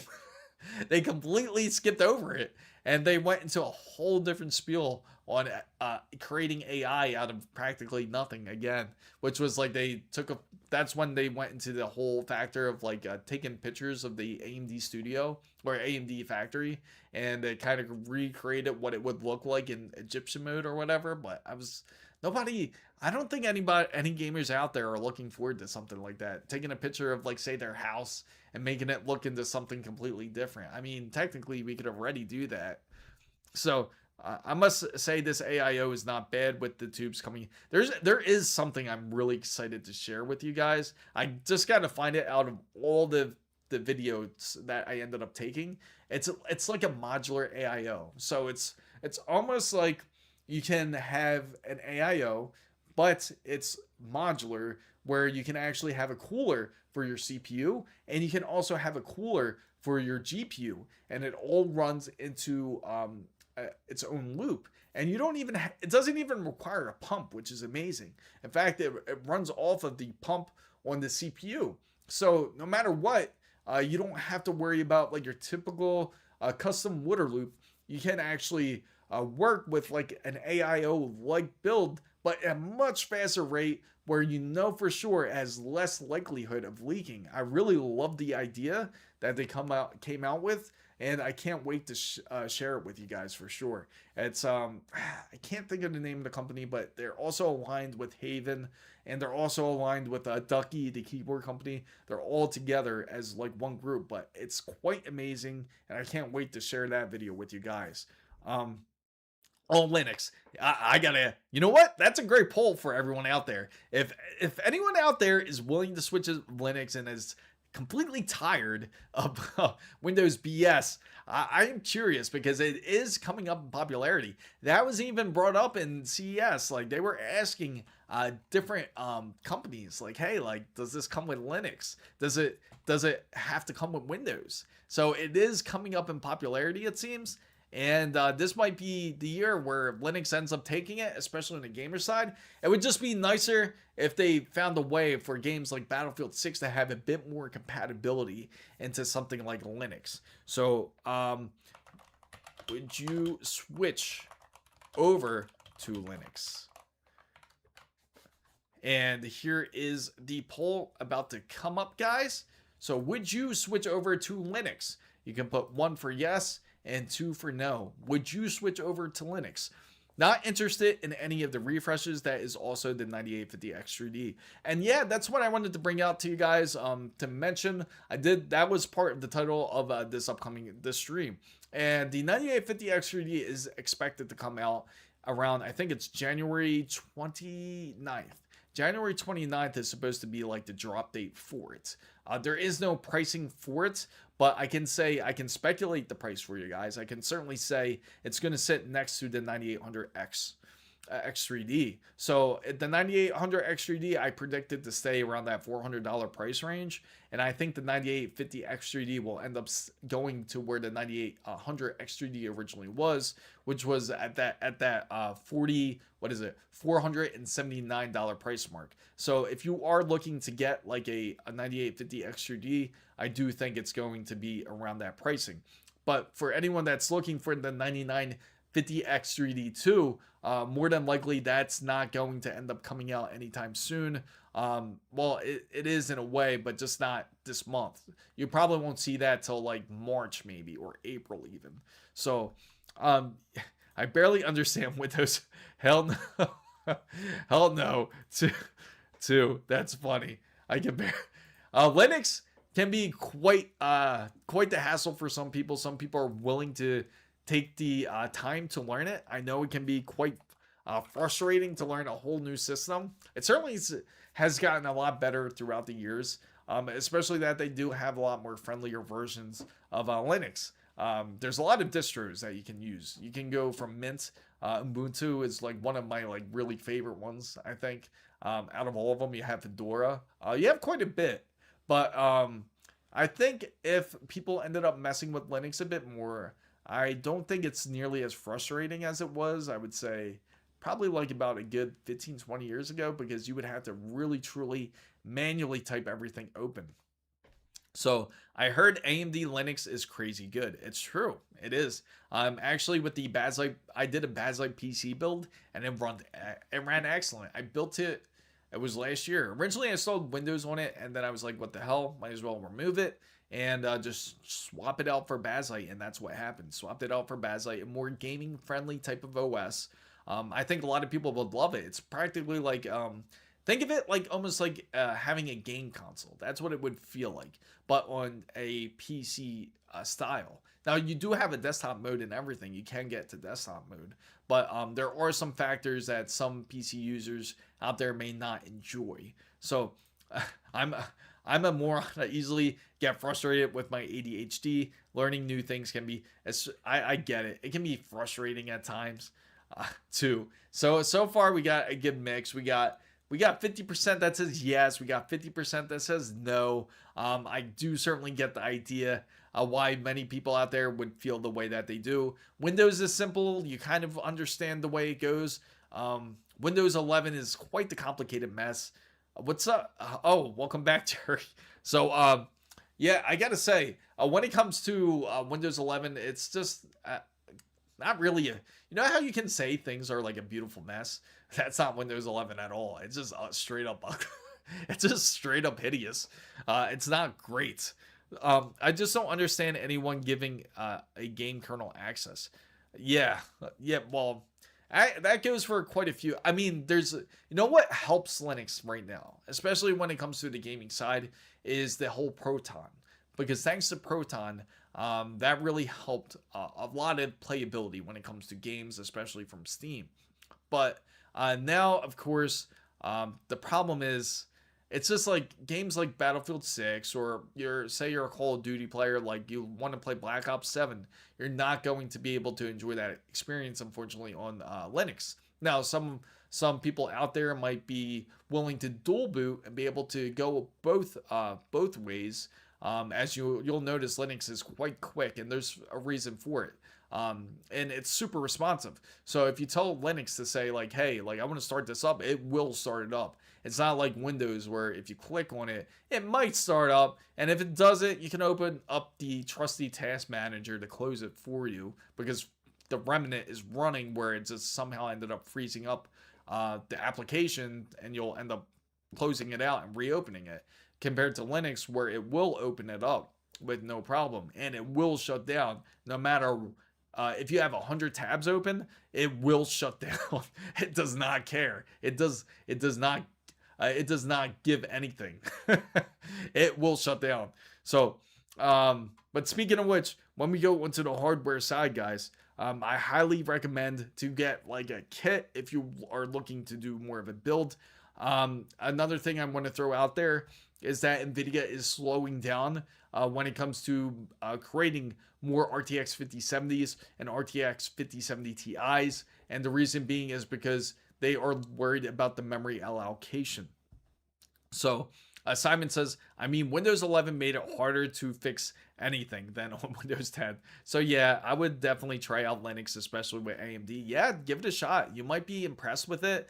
It's evolved quite a bit over the time, because the good thing about Linux too is it's not no more longer just relying on the terminal, because that's how Linux always was. You would always have to go to the terminal for everything that you practically do. Even opening programs, you would have to go to the terminal to open it up. Now it's become a bit more refined where you're able to actually open up your applications, or you open up your software through Linux, and it even has a store on Linux now to where you can download your applications to make it a bit easier. Even updating is a breeze. It's like it's right through the settings. But it's certainly improved a lot. Of course, there's always going to be some pains to go through, such as making a game run properly. For example, a game like Elden Ring, I'm sorry, Elden Ring. Like a game like Elden Ring, it also uses an anti-cheat, but you can make it run on something like Linux. The only thing is, if you do make it run on Linux, you have to go through certain processes in order for it to run properly. Like you have to learn about like putting in certain commands into having it run prior to opening the file, because if you don't have those commands run prior to opening the file, then it would automatically like shut down maybe in 2 minutes. So it's like little things like that may annoy people, but it is a great system, a great OS to certainly try. So NHD 15G2. Oh really? Oh, that sucks, Kyrian. That's one of the things I am looking forward to. We're worried, sure, they're worried about that in their pockets. Is more like it. Yeah, I know, right? Nvidia is more worried about building their 5090s, and it's going to be priced up at. Let's take a look. Actually, let's have some fun and take a look at some. Well, I like to say let's have fun, but we all know the truth behind this. RTX 5090s, and this is at Micro Center, so you'll expect like more fair pricing, and we'll check Newegg with their third-party sellers, and you can see how much they're trying to bring it up. And like for example, it should be rated at 3350, right, for the Astral, for the RTX 5090 at average. Unfortunately, it's all sold out. Miami location originally had over 20 of these cards, and now they're just gone. They had plenty in December. I can tell you before Christmas, they had over 20 in stock. Like literally like days before Christmas, they had plenty. But unfortunately, it's gotten to the point where they completely sold out. But luckily, they do have one in stock. It could be an error. Micro Center does sometimes have errors like where they say something is in stock, but it's not. Is the MSI NVIDIA RTX 5090 Supra, where it's like the AIO of its GPU. They do have that in stock. But if you take a look at a place like Newegg, right? Let's take a look at Newegg and we look at a pricing. Say we look at a RTX 5090. Now this is going to include third-party sellers, and you're going to see how much that they are trying to sell it for. Now, take a look at that. You see how ugly it's gotten. It's gotten really bad to the point to where they're just selling at a such incredible high rate. I'll take that poll down too. So we got a mix of everybody out there that wants to go with Linux. Some people don't want to go Linux. I get it. Maybe I should have asked it more properly like this. Would you go to Windows if would you go to Linux if it went completely AI? Like they changed it to Windows Copilot. Can you imagine that? That would be terrible. So I'm going. Thanks for your... Yeah, no problem, Simon. Thank you for coming in. They're building 59. I know, right? Apparently, they're going to charge $4,000 to $5,000 for their 5090s when they get done. They are expecting quite the price increase. The volatility is going to continue to increase. Eventually, it'll leak into the point of the 5070s and 5070 Ti's, and that's why I certainly stress on anybody out there that is looking for a GPU to certainly try to get one. Like the NVIDIA's Founders Edition, obviously they don't simply just sell it on Newegg. It's obviously going to come from a third-party seller. Now you check this out. It's sold by GH Electronics. GH Electronics certainly has it on sale. And as you see, he got 4.5 stars. If you want to take the risk, you go with the third-party seller. Be my guest, but I certainly wouldn't. NVIDIA takes a look at it, is getting them back. Just getting the 96 gigabyte VRAM workstation. Yeah, pretty much at that point. Price is more cost. I know. Absolutely. You're getting 96 gigabytes of VRAM if that's the case. Let's see if they do have it in stock. I'm curious. Let's look it up. Let's look up the RTX 6000. See if they do have it in stock. Let's see. They do. No, but... It's still $8,239. So if you guys aren't familiar with this, this is a workstation GPU. This is not for gaming at all. I mean, you can game on it technically. It'll give you the power practically like a 5090, but it's not going to act any stronger. Now, of course, you see the CUDA cores. It's quite crazy, up to 24,000. Now the max power consumption is up to 600 watts. So this is the next start price. Oh man, no kidding, King. I can see that. I can see that happen. Especially because if you guys don't know, when it comes to these new GPUs that Nvidia is planning, apparently, as you know, they have G7. What they have in these GPUs that they feature all G7. So with their new GPUs that they might feature is not only, I think what they will do is have two sides of it. They'll have a gamer side, and of course they're going to have like an AI side. For example, they'll come out with, say, a 6090. We'll use that as their flagship card, right? So say they have a 6090, has 48 gigabytes of G7. More than likely that would be like targeted for more of the consumer crowd. It's still going to be very expensive. It's going to be more than $2,000 for sure. It'll probably average at like 2,500, they'll say, but you know for sure once the brands certainly get it, it's going to go up in price because they have to build their custom fan shrouds for it. So anyway, they'll sell that like for closer to 35 to 4,000 on average, and then that won't technically be like the true flagship card. And you know what the true flagship card would be? The true flagship card would be a 6090 with HBMs. So instead of having G7, 48 gigabytes of G7, it'll have more or so, pretty much like up to like, say, I don't know, we'll just use that same number, 96 gigabytes of HBM.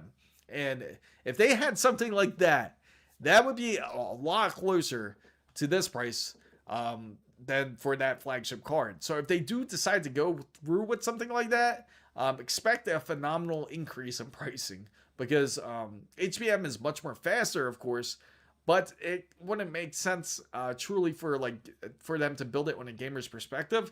Hence why they would probably come out with a name like RTX 6090 AI edition. That's what they would probably call it, like an AI RTX 6090, and then they would sell it for like practically this price that we are currently looking at, because again, that would be the HBM for it.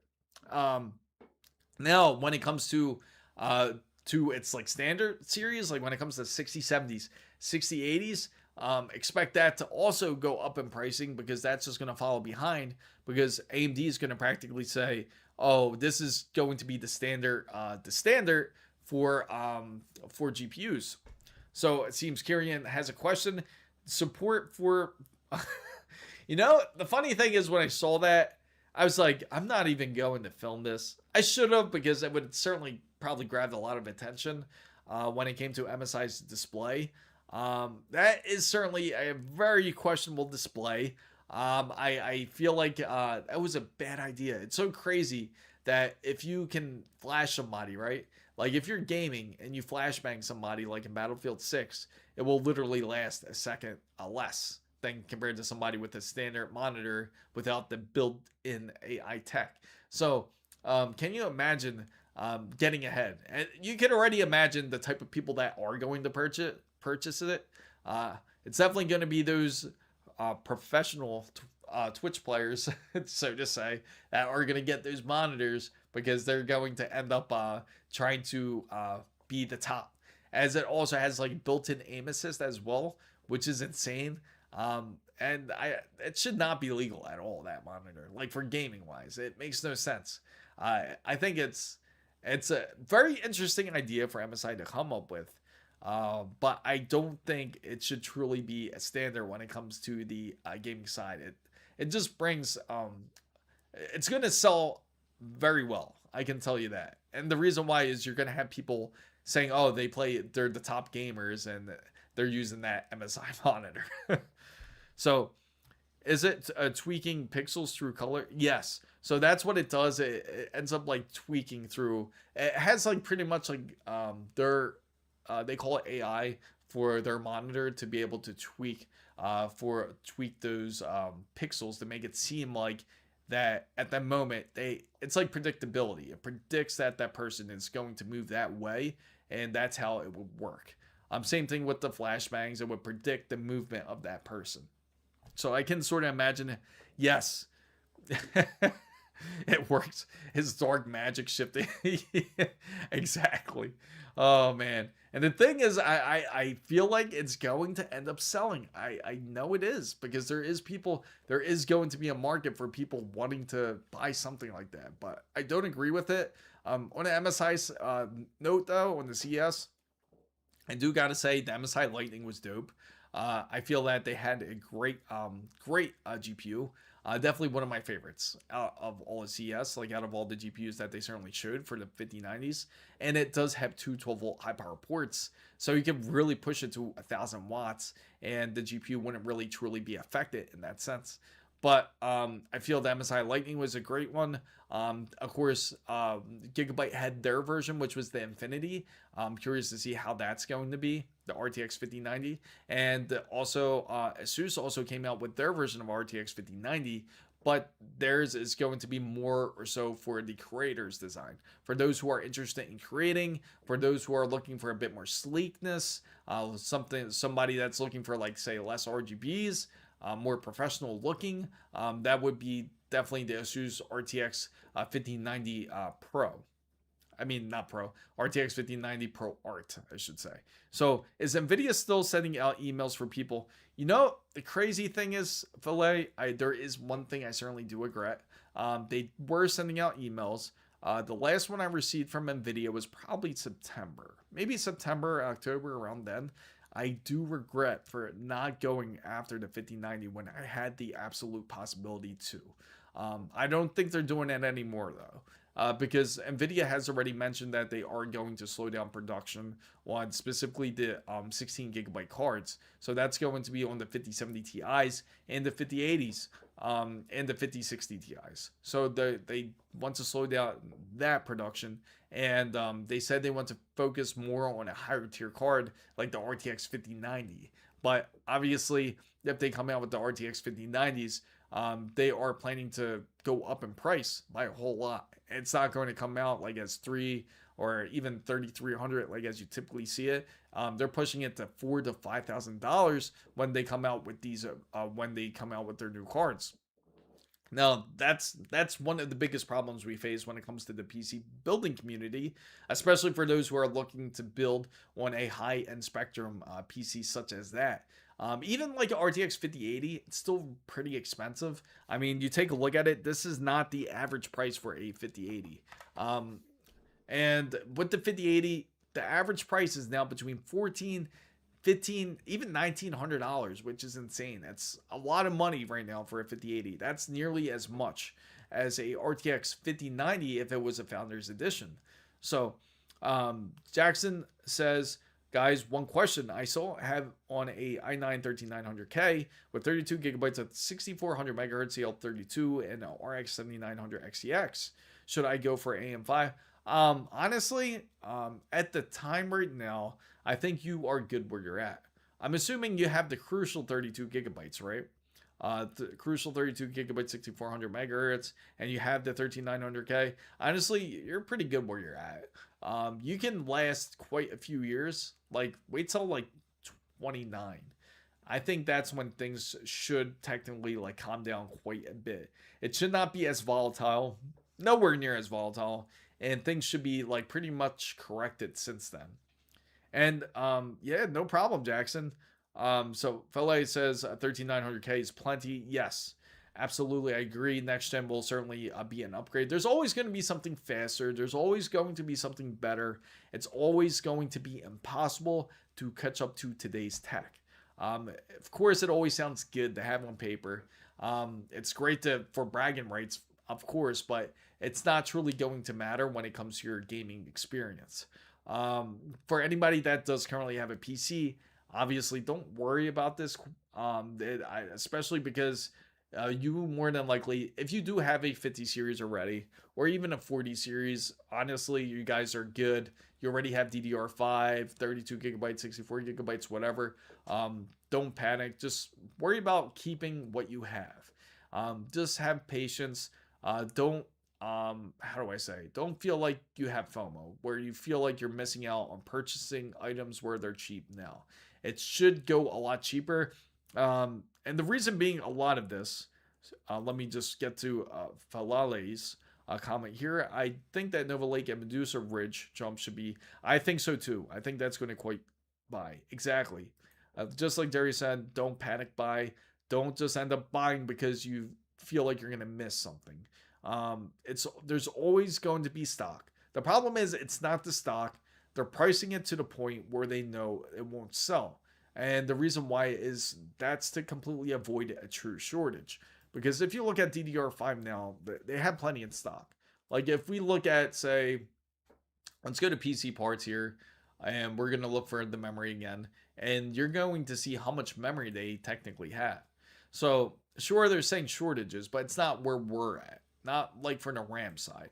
They have shortages when it comes to the wafers.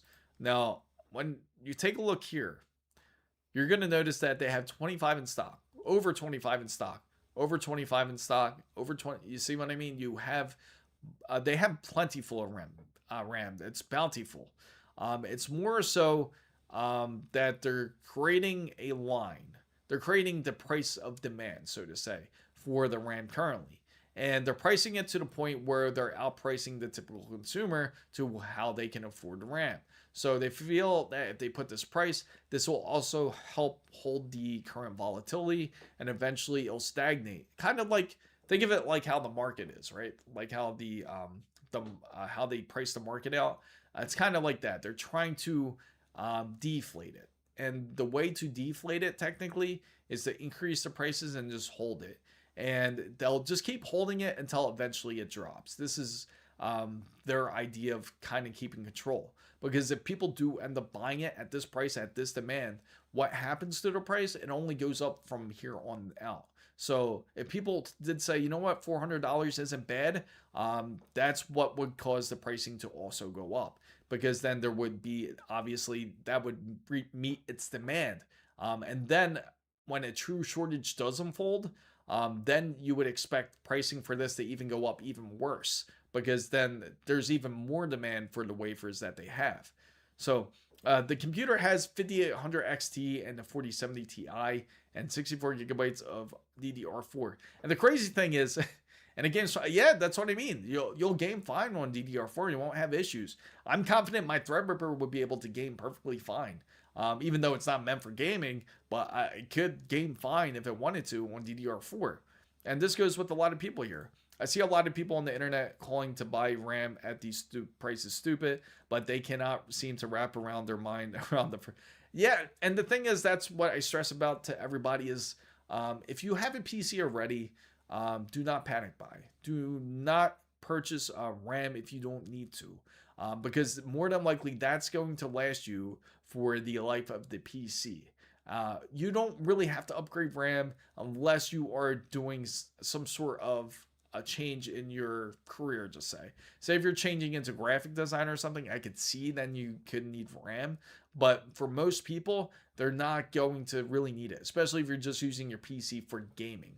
Now, Gabriel says, I got that G-Skill kit of RAM for 280. Oh, really? That's actually decent. Has anybody really started looking at Facebook Marketplace to purchase RAM? It's gotten so bad. Just to give you an idea, the whole RAM situation got so bad that, in fact, they went to this designer company. I'm not sure where, but they went to this graphics designer company, and the people that actually went into the building, they didn't take anything. They actually broke the tempered glass that they had on the side of their PCs. Not to take like their GPU or nothing. They took all the RAM. They really did this. They took all the RAM. This happened last night, I think it was. So, Chris, be honest. What is the total amount of RAM? Not that much. Not nearly as much as J2 cents. Not nearly as much as that. I have some RAM laying around, but again, they're like for upcoming builds. I do have like 64 gigabytes in total of DDR5. But again, that's like for upcoming builds for this year. That's all I have that are spare. But in my PCs, it's nothing crazy. I have like 48 gigabytes on one and 64 gigabytes on my Threadripper build. And I wanted to expand on it. I wanted to get more, but obviously I am not planning to do that now. I'd much rather wait a couple years, or even wait to build a new Threadripper PC at this point. and I plan on using mine for gaming and engineering. It makes sense to use it for that sense. In fact, LSG would be a great guy to talk to because he's on his project right now on building it. Tell us, tell us how much the address. Sure, I'll give you. How about I give you Micro Center's address? I promise they got much more RAM than I do. can can you please can you please spare us some DDR5? Oh, there we go. It's started. How about I reach out to all the suppliers out there and tell them to start giving out some RAM. Now it's at the point where RAM is like currency now. Like if you need to get something new, if you need to get a new GPU, just have 128 gigabytes of RAM, and that can easily get you a RTX 5090 at this point. It's really ridiculous. No more Bitcoin, just RAM. Absolutely. I mean, if you look at the price charts, let's take a look. We'll take a look at the price charts right now. RAM price charts. And I'll show you. All I ask is for 1 gigabyte. Can you imagine that? People in the streets, like all the homeless people just asking like, can I just have 1 gigabyte? I just need one gigabyte of RAM. Or should I say 64 gigabits. um, so DDR5 6000. Now this is for 64 gigabytes in total for a pair of 232 gigabytes of RAM. So you can see right here, it's quite spiked up.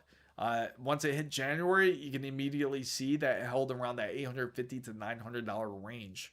So I actually got a 7800X 3D for a 300 white for. That's awesome that you did. Everyone is lining up for DDR5. Well, yeah, that's the crazy part. And you know the crazy thing is DDR5, DDR4, they're getting to the point where they feel that the pricing is just quite ridiculous. In fact, let me show you in video cards. They'll even mention it here. I know they will. Here we go. Even DDR3, that old ass DDR3 is starting to see some popularity shifts. That is coming back to life. Believe it or not, people are actually purchasing DDR3. So, because of the sales. So this just shows you, even if they came out with the AM4 platform, right? If they came out with the motherboard that's AM4, that's not even going to technically help. I don't think now. I think when manufacturers see this, they're gonna just think this is a reach for desperation. Funny thing is, I don't feel like it's a huge. It's not going to. Because thanks to I think what really shifted everybody's mindset when it comes to the RAM side is more or so when it comes to this, because thanks to solid state drives completely kind of took over a lot of the factoring part, like what RAM used to be, like how it used to be the fill-in for the CPU to load everything. But the only people that would truly experience the difference when it comes to RAM is for those who are using a RAM heavy applications. Like if you are, I can say the more common issue is for those who are saying that opens up like 150 Chrome tabs for some reason. Those are the people that would certainly feel it. But most people out there know to close up their tabs most of the time. But those are the people that would certainly feel it. Those who have those really large Excel spreadsheets might even feel it. Those would be the more simpler processes of it. Or for those, but for the more complicated side, for the designer side, it would be more of the rendering. And for those who are using like things like After Effects, they would certainly experience something of the RAM factor. So that's kind of wild for understandable for DDR3. Yeah, I know it is. DDR3 is coming back to life now. All those forcing AI on us should pay for our RAM, in my opinion.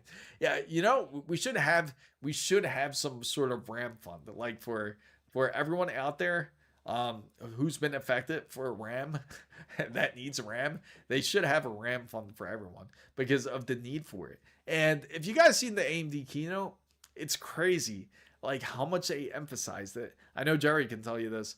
They emphasized to everybody like how important memory was to AI. Like they just ask for more and more, and it's never enough. It's like that never-ending hunger. And it kind of gives you that reminder of like Lord of the Rings, where it's like it's never enough. Like for example, in Lord of the Ring, it was like never enough like power, but for them, it's like it's the same thing, but for the RAM side, they're more like it's never enough RAM for them. They always want more of it. So I have you on one of these tabs, so so take it off easy. Yeah, Yato bites of power. That's right. That's right. That was one of the big things that they love to say. They were like, has anybody heard of Yato bites?" And that was a big thing that they were really quoting on. And because of the keynotes, specifically because of from AMD, from things of hearing of Nvidia, which was expected, it really makes me feel like I don't want to go to any more keynotes if it's going to be like this all the time. If they're just going to talk about AI every time, I don't want to go to it. It's a complete waste. So I understand AI uses 16 times the power than regular search also. And the thing is, people do abuse AI to the point because um, people will use AI to search simple tasks. Things like, how's the weather today? When you can simply just Google what is the weather today, which it does not take nearly as much power and for AI to answer a question like that. So just the resources for something like a question like that will cause the demand for AI to obviously go up. But there is going to be people, excuse me, there is going to be people out there that will do that. They will ask AI simple questions like you can things you can easily ask Google, like things like a simple multiplication a question. Instead of going to the calculator, they'll go to AI because it's a bit more convenient for them. So, what AIO will go great with the height Y70 Ti case? They actually have some amazing, like if you want to match your case with them, Height actually has their own type of CPU coolers that would actually go well with it. Um, I could always recommend the TYRX because that's obviously like a hot item right now. You're looking for more performance too. So if you're looking for a bit more performance, you want to go for at least a minimum of a 360 AIO. Look for something like that. I would go for heights. Let's go on height and actually look. They actually have these wonderful, like really big displays, which are amazing. That would go well. You can track your temperatures with it.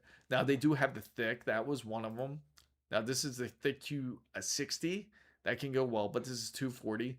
Let's go to PC cooling here. Here you go. The Q80 is the one you would look for. So they do have something like this if you want to match it. It's an awesome display. It's really nice in person if you see it. And obviously the cooling plate is it works excellent. So if you want to get something like this would go great in a Y70, or you can go for something like more or so. If you're looking for true performance, let me think. Another one that's really good. Of course, you have Thermalright if you're looking for like a bit more of a budget, but also great and AIO usage. And I can also say there is one more brand I can say. Corsair is also pretty decent as well. But unless you like messing with Corsair's IQ, some people I know are a bit finicky about that. I would say those are some of the three I can tell you right off the bat. Now, what was the price of the 5K? They didn't tell me. They did not tell me. They said that they couldn't tell me the price of it. That it was going to be, or they didn't really have a true release date of it. But they are working with, they are trying to figure it out now. But they would have the closest one I did get though was the 3D stereoscopic display that they had, the 5K 6K display. And he said it would be like estimated probably like closer to like the like around like 2000 for that display. But again, it is 5K 6K, so it has dual resolution and it has that 3D stereoscopic type of display if that is what you're looking for. But that was the closest one I could get. But they didn't really truly have a release date for any of them.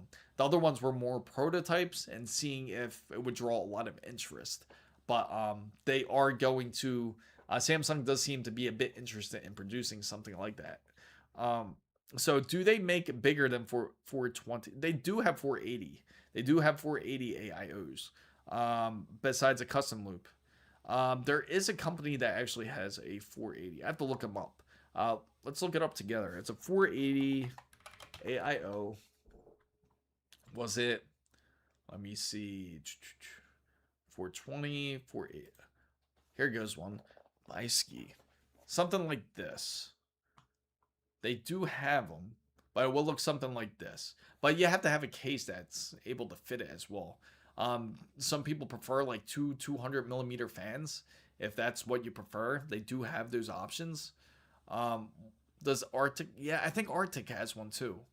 That's who I was thinking of. Arctic. Specifically, Arctic was the first one, but I remember, I think theirs is the 200 millimeter fans. Let me see. And that was one of the booths I did not get to go to. I got to miss. Did you get to see it, Jerry? Their booth? I completely they completely slipped my mind. They were one of the ones I wanted to check out, but they have some awesome stuff too. Let me see. Was it the Arctic? And I want to try their new thermal paste. Let me see. Air coolers, fans, all in one. Let's go check that out. Thermaltake, yeah. Thermaltake was a great time, I gotta say. Thermaltake had a great one. I don't think it was on Arctic's website. What was it? I know I wrote it down. I don't think it was Arctic, but it's a similar brand like them. But every time I think of them, they're pretty similar. And they were at the, I know they were at CES. It wasn't Arctic, it was another one. What was it? Ah, man. But once I find it, I'll definitely share it with you. No, Corsair, not Corsair. It's something like Arctic. It is something similar to Arctic, but I'm trying to remember who it was. Was it? Yeah, I'll figure it out. Like once I do, I'll definitely share it. But I remember there's another company out there that's similar. I think they're also in Germany too. It's another company in Germany. But they also do have 480 AIOs if anyone is interested in something like that. They even have cases which are pretty dope. Like, in fact, even Thermaltake actually had this case where they had two 200 millimeter fans that were on there. I think they're great to have. In fact, I'm excited even doing the whole Leanly 217. I'm waiting on the Arrow Lake refresh to finish this build because I do have this Oris Master just sitting here. It's been sitting here for almost a year because I just dreaded that old platform originally, and that's something that we will do a build on. But for I love Leanly. Sad yeah, theirs was a private booth as well, but you had to get to. Only thing is, sometimes it's really hard to get everywhere at CES. So it's like you gotta really plan well. Like for example, you have to have one day planned at the Venetian, and then one day planned at like the main hall, and then one day planned at Fountain Blue because they're all in different like hotels. So sometimes it can be a bit of a pain to kind of travel around. But of course, there's always Computex that's coming up. Computex is coming up in June. Maybe hopefully it's a better show, but I am a bit fearful, I have to say, that it's going to be a similar run-of-the-mill AI, because when I went to Computex to check it out, their website, they also said it's going to be like powered by AI. I was like, oh, here we go again. Not again.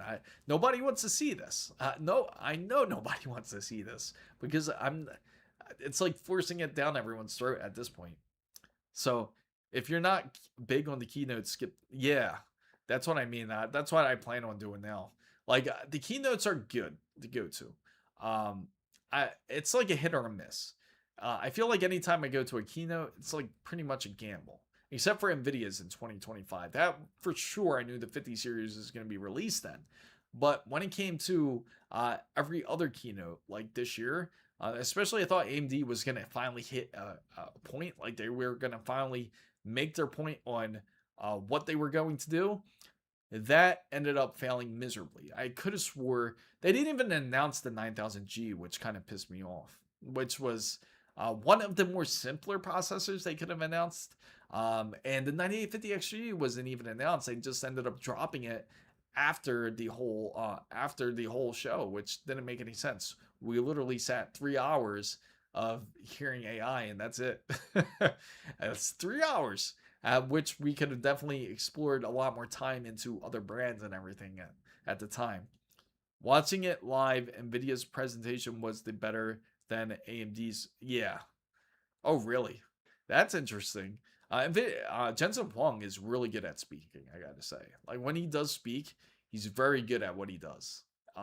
He knows how to draw the crowd. He knows how to definitely talk to everyone. But it certainly sucks though, like when it's not meant for the gamers. It feels like it's more of a show that's meant for the investors. So, FamM guys, that is all the time I unfortunately have today. We will also do another live coming up this upcoming Saturday.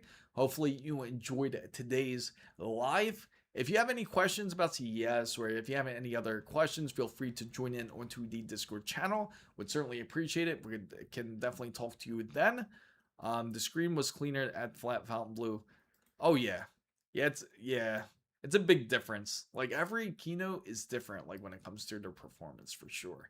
So I do appreciate everybody out there. I hope everyone has a great night. Again, if you have any questions at all, if you are thinking of doing a PC build and you want some advice, feel free to join in the Discord. It's free. You can definitely bring it up and think about joining the wonderful members roundtable, as we definitely do have quite a bit of benefits for everyone there. Can join the roundtable at Discord too.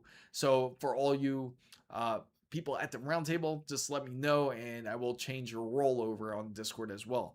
So thank you guys. Yes, I'm glad everyone does love the streams. And I gotta say, we things will get better in time. It just sucks we have to go through this, but it's gonna be a volatile time. But yes, thank you. Thank you. Yes, don't forget to hit the like button and please don't forget to follow and subscribe. Thank you guys and have a wonderful night.